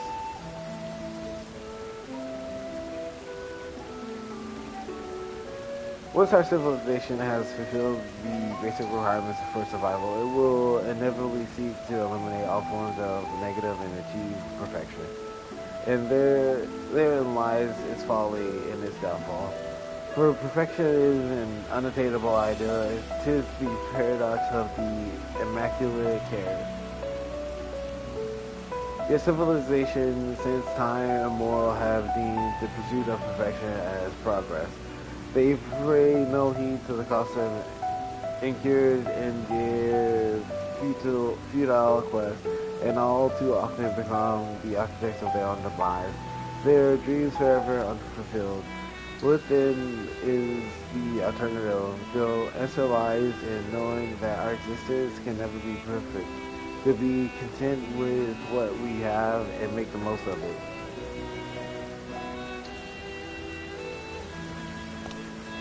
When life gives you lemons, you make lemon muffins. And pardon my Eorzean, but what in the sevens are you on about, and who are you anyway? Kick away at your service. I'm here to help prepare for the trip to the moon. And once you get there, you'll be able to try my carrots. Been growing all kinds, different kinds. But don't worry, there'll be room for your crops too. We'll work together to preserve as many ethereal species as possible. if you're up to the challenge. Yes, of course. I look forward to it. Well, this has all been highly productive. Probably let's go and see if Urianger and the others have run out of machinery to inspect, shall we?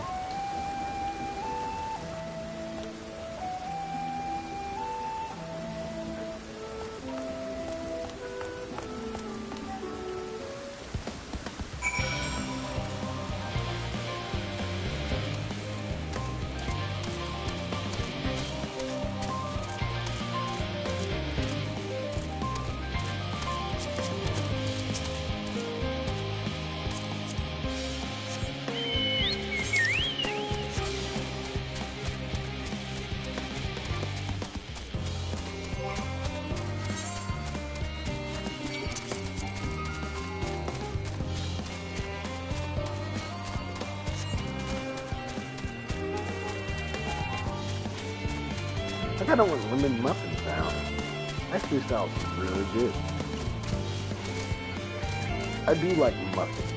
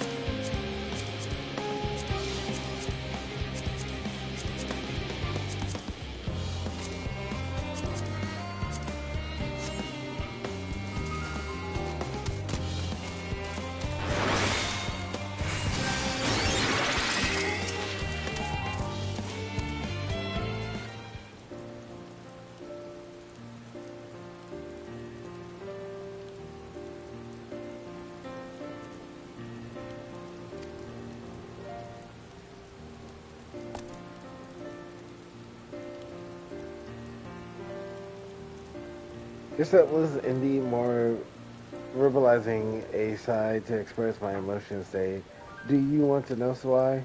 Because I saw the reconstructed environmental data for theories at Luxing Alpha, that's why. A forest so lovely and so leafy are all of your forests like that?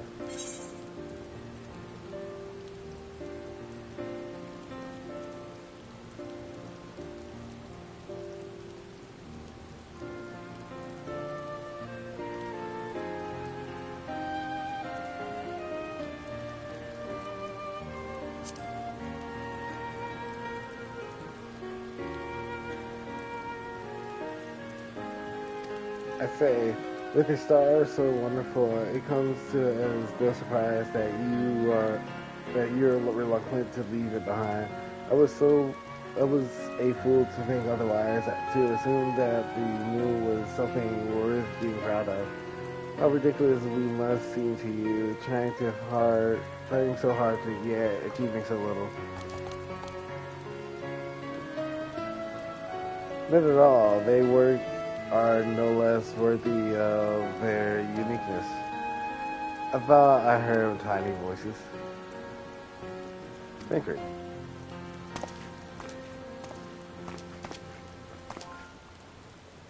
How does thou fare? Oh, I was able to glean a fair bit from the researchers while helping to move their cargo.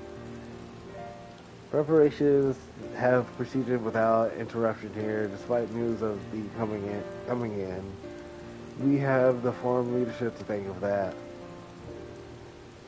That doesn't mean people aren't worried, though. Quite the opposite. Knowing disaster could strike at any moment, they hurry to complete their work, equally aware that a single error could be the difference between life and death, and we could hardly tell them there is no cause for concern.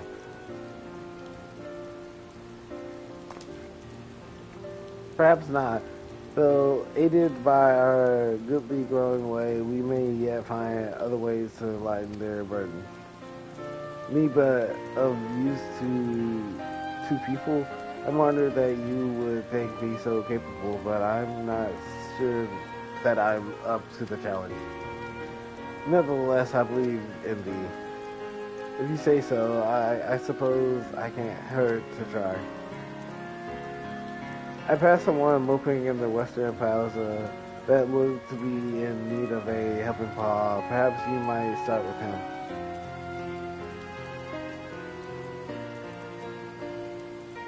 Tis a good place as any. Come.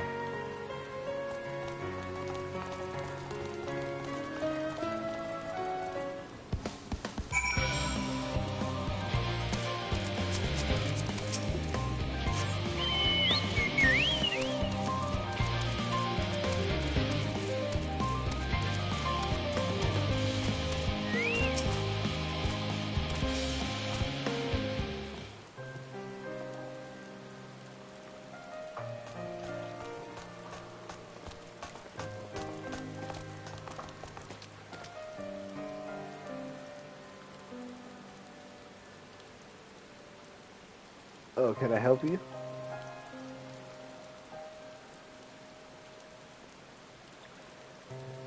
It is you who would help me. It is you who would help me. Is my anxiety truly that so obvious? A burden shared is a burden eased. Pray tell us of thy troubles. Those little fellows don't look like good listeners. I'm an engineer, you see, and what they say of the ship, that is the sum of decades of Charlian ingenuity, that it's built with peerless algorithm technology, all true, but I know that none of that is a guarantee. We've never before launched a star-faring vessel, let alone flown it in the great expanse. All the tests we ran have been on the ground. Only operational personnel and cargo will be aboard for the first voyage, but even so, if it fails, then what can we do? If it doesn't, it could fall apart on the next flight, or the one after that. We've done everything we can to prevent that from happening, but it hardly matters. We thought the afterburner design was flawless too, and look how that turned out. thou art familiar with these most exotic technologies, and does thou still hold the power to ally her fears? Oh, I'm not sure about that, but well, maybe you could tell me if there are any aspects of the ship's design that you're especially worried about. Ability to walk about and perform our tasks, for one. I've devised a means by which to employ gravity, a systemmetrical spell to regulate the environment, but what if it's not strong enough? What if everyone floats away and begins crashing into things as soon as we left the star? Alright, gravitation. Maybe I could be helpful with that. After all, up there is not so different from down here, you see. The same rules apply if you consider them as part of one great big cosmos rather than separate places.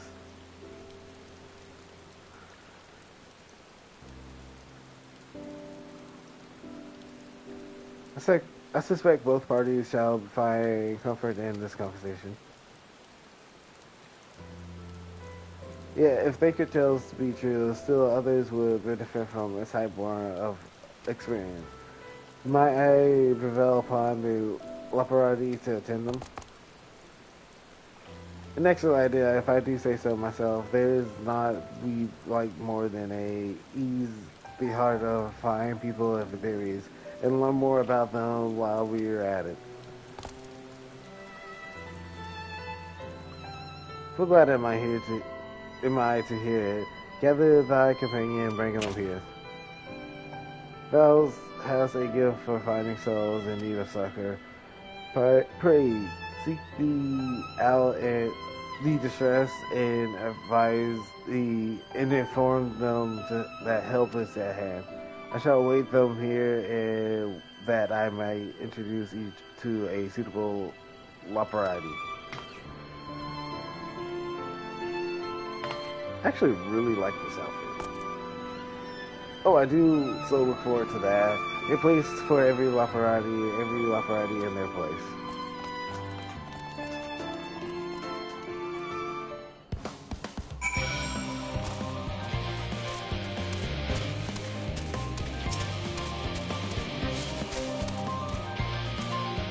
But I'm waiting for a delivery. Whatever it is, I have to wait.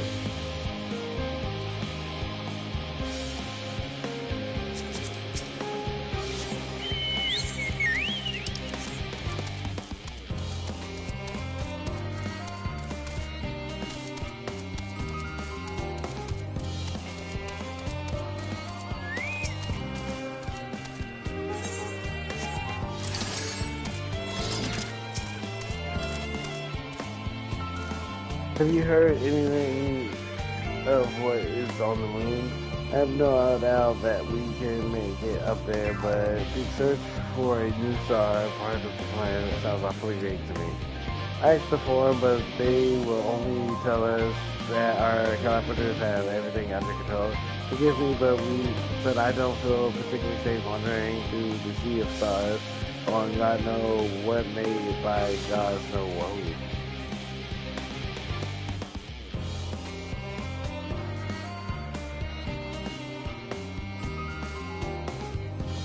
You need to say that I can speak with them directly? Amazing. I hope they like questions.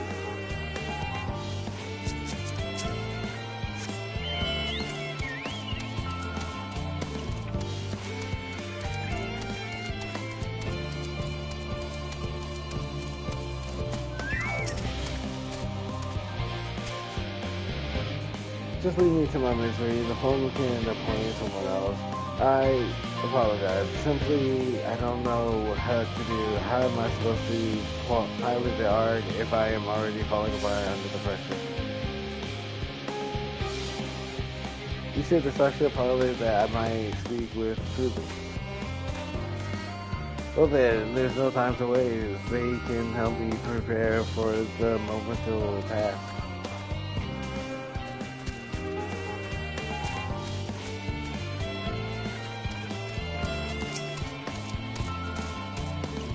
If anything bothering me, well, I've been loading cargo for bells now, so my back feels like a voice that plays as a piano. My feet and knees are drums and cymbals too. It's like the gleaners are generally flying. Which I can imagine. They just seem like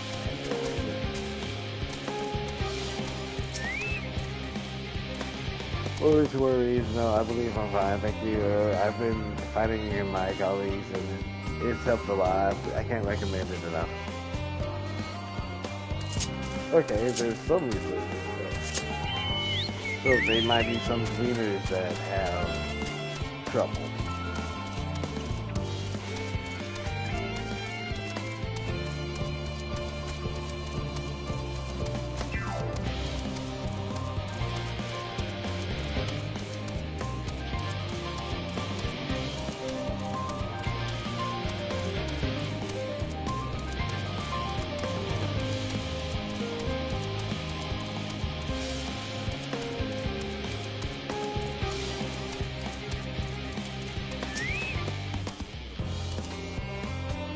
Busted assistants, where they have gone off to at a time like this.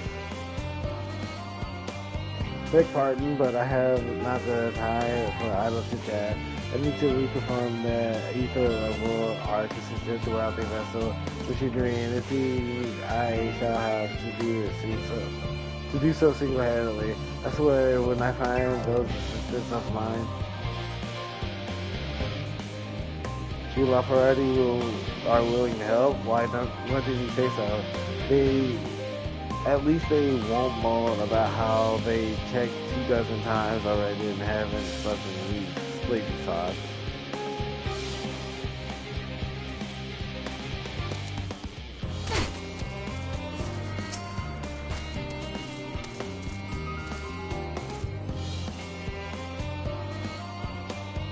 My face, what's wrong with me? Oh, perhaps it's a bit, tense.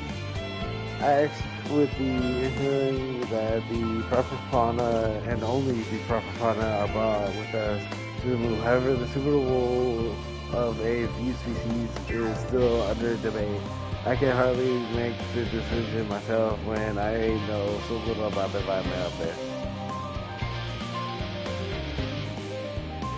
Including the Laparatis in our discussion is a wonderful idea. I absolutely will thank you. Perhaps their biology itself might offer some clue as well.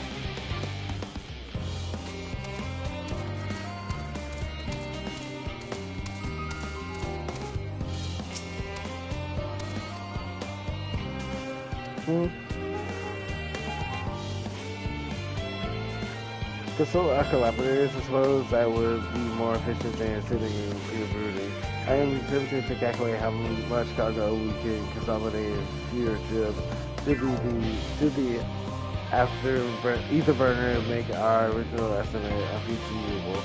But there are simply too many variables. I feel as if I borrow my brow will turn inside out.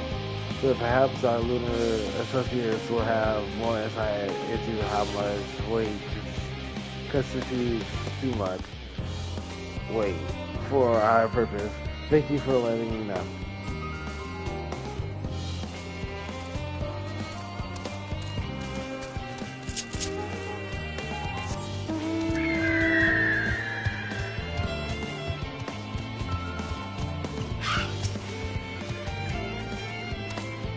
Yes, you idiot. Have you seen an envelope laying around out? This episode refused to give me the alchemic and I ordered without that bloody slip of parchment.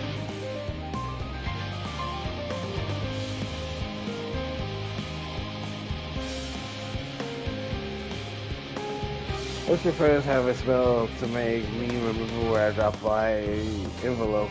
I doubt they will be more help than you, and you've wasted enough time already.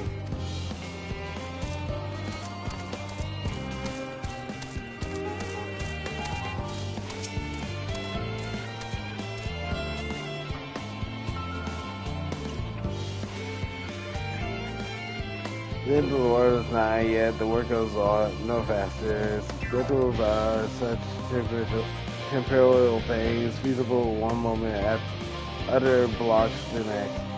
And yet, I never felt so alive.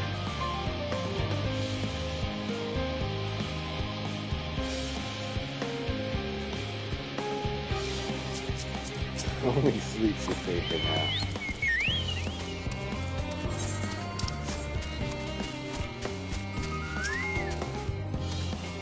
But the guys, my chest is tired. Am I dying? Is this what dying feels like?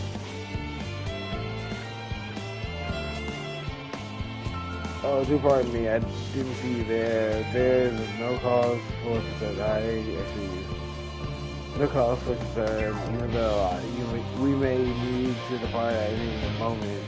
And if the hull is dying, buckles under the strain, the entire vessel may explode all at once, claiming countless lives and doing all they can, but that is highly unlikely. Yes, it's highly unlikely,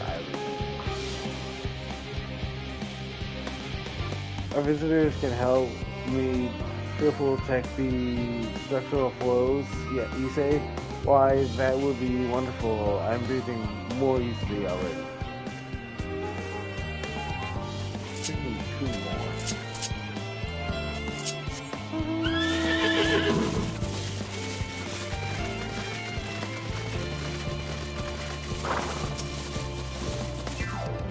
56 branches of weeds in the ground, 56 branches of weed, rip one out, add it to the mound, and 55 branches of weed on me. I'm not neglecting my needs, I swear. I was in the need of a little break, you see, but now they found myself unable to relax at all. So I went to a walk, and then I noticed these weeds and first in conversation with partners, oh, so fuzzy, goodness me, that does sound like a much better way to relax.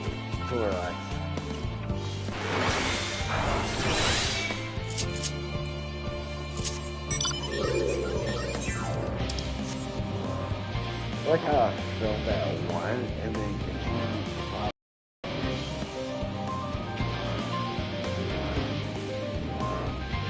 I don't know what this last is. Maybe this is right. Oh, she's across the way.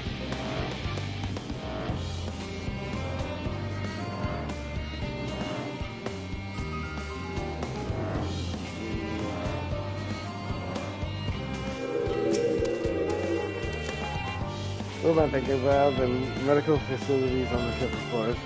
I designed them with the assistance of our sage researching, but to imagine every illness of injury that might face in the great expanse and beyond any of us. The cultural, to say nothing of the efforts that living out there definitely might have on the body.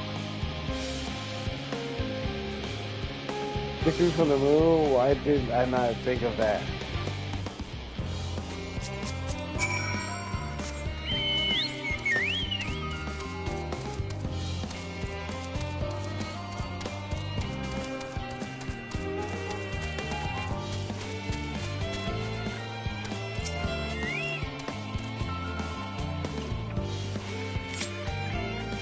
So, the time efforts.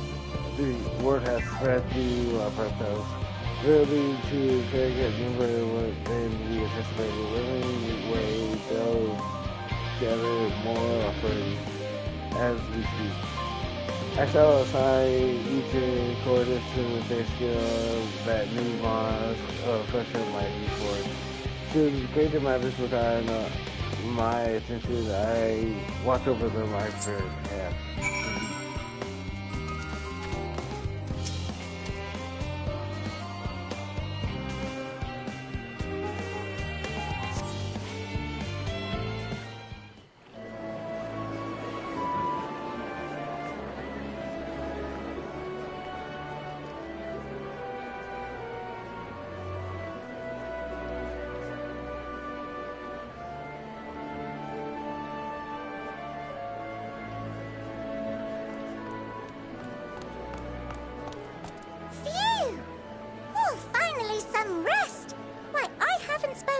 much in, well, in forever. Lively, isn't it? The town is abuzz. Everyone eager to meet with our friends from the moon.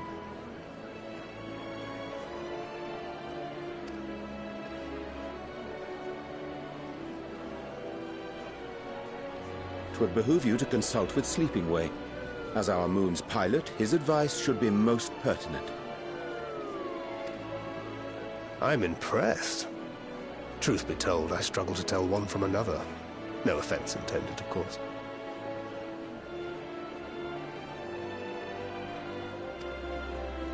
None taken. After you and your friends left Mare Elementorum, we spent no small amount of time with your Urianger. Oh, the conversations we had. He told us all about Atheris, answered our every question, no matter how trifling or trivial. Look! Every page filled to the margins with knowledge. When I first arrived, I was struck by how little I knew. It was daunting. But then I realized that, were it not for Urianger and his teachings, we'd still be stuck on the moon, gazing at your world and wondering what we've been missing.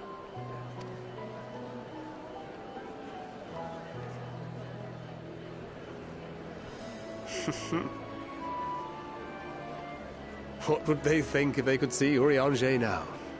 I dare say they'd be more than a bit surprised. And impressed, no doubt. Master Louisoix, Minfilia, Papalimo, and not to forget...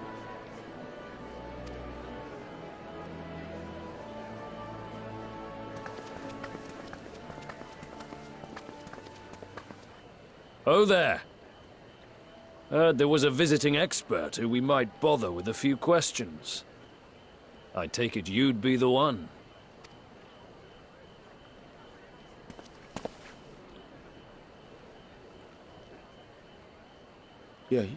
Yes, I am.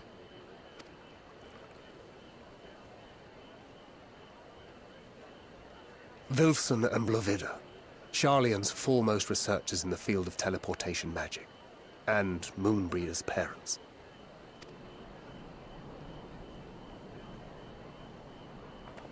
It hath been some time. 'Tis good to see you in good health. Likewise, old friend. Blovida and I were most honored to answer the call. Never expected this reunion, though, did we, dear?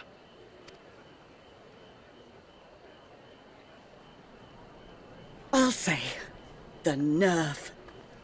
Sending that letter, then running off to the gods know where.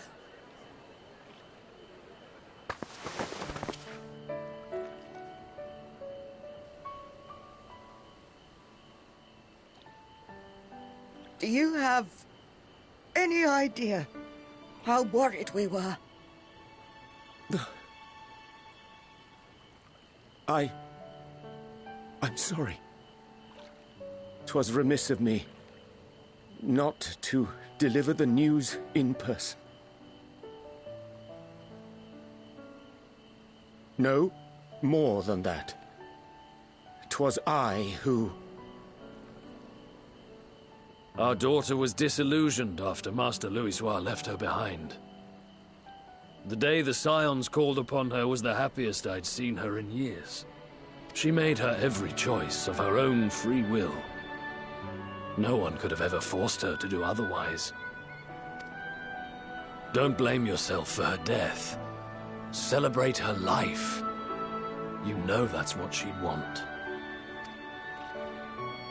If there is one thing we resent you for, it was that we could not be there to mourn her with you.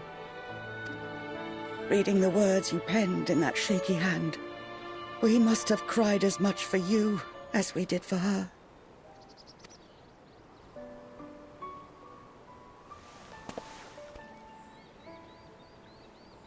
I'm sorry. I truly, truly am. I knew not what to say. Knew not how to express my feelings. The poems and platitudes of wiser men, musings on sadness and loss, studied and memorized and meaningless in the moment. Silly boy. We are all powerless before such grief. Even now, try as I might, the words escape me. But in our hearts, we know, we always know.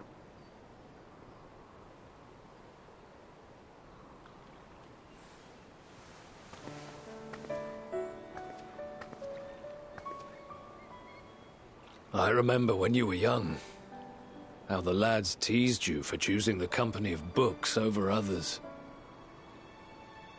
Our moon didn't take kindly to that. Be nice to Urianger, she'd shout, and give them a walloping. No matter how many times we scolded her. So we offered a suggestion. Rather than starting fights, why don't you be the bridge between Urianger and the others? She had to mull it over for a while, arms crossed, brow furrowed in intense thought. But from that day on, she never let you be alone. She'd drag you outside to play, pepper you with endless questions, read the same books you read, all to try and understand you that much better. I'm sure it was annoying and exhausting at the time, but she only ever had the best of intentions.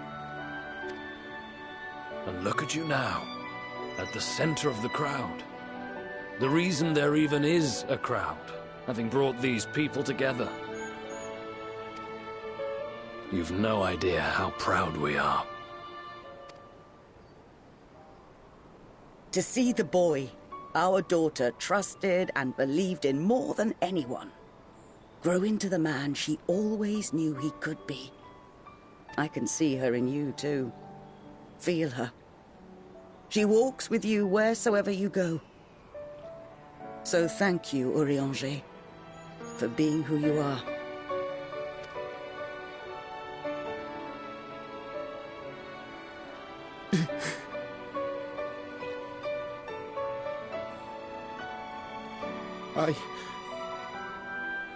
I think I can feel her too.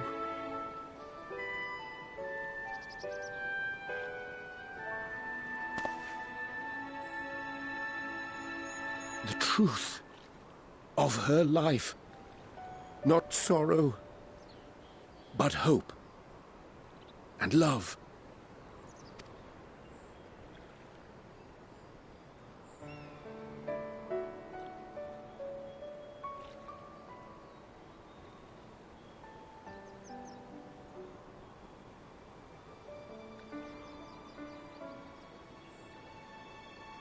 This moon breeder. She was important to him, wasn't she? You could ask the man himself. Oh, no. But watching this exchange reminds me how much I've yet to learn about your world. And its people. You can live here your entire life and hardly learn a thing. And that's why it's too soon for this to end.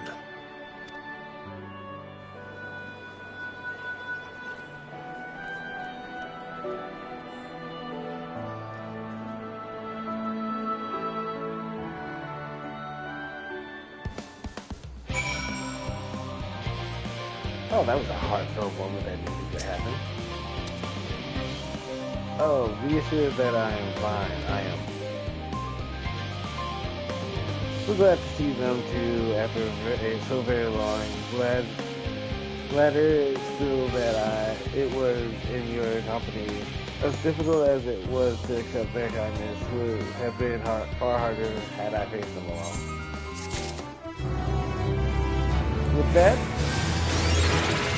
I'm gonna call it in early, 3 hours in, and I'll try longer next time. But this is like a moment to stop on with you through this band, which she looks so much like her mother. But see y'all next time. If I can.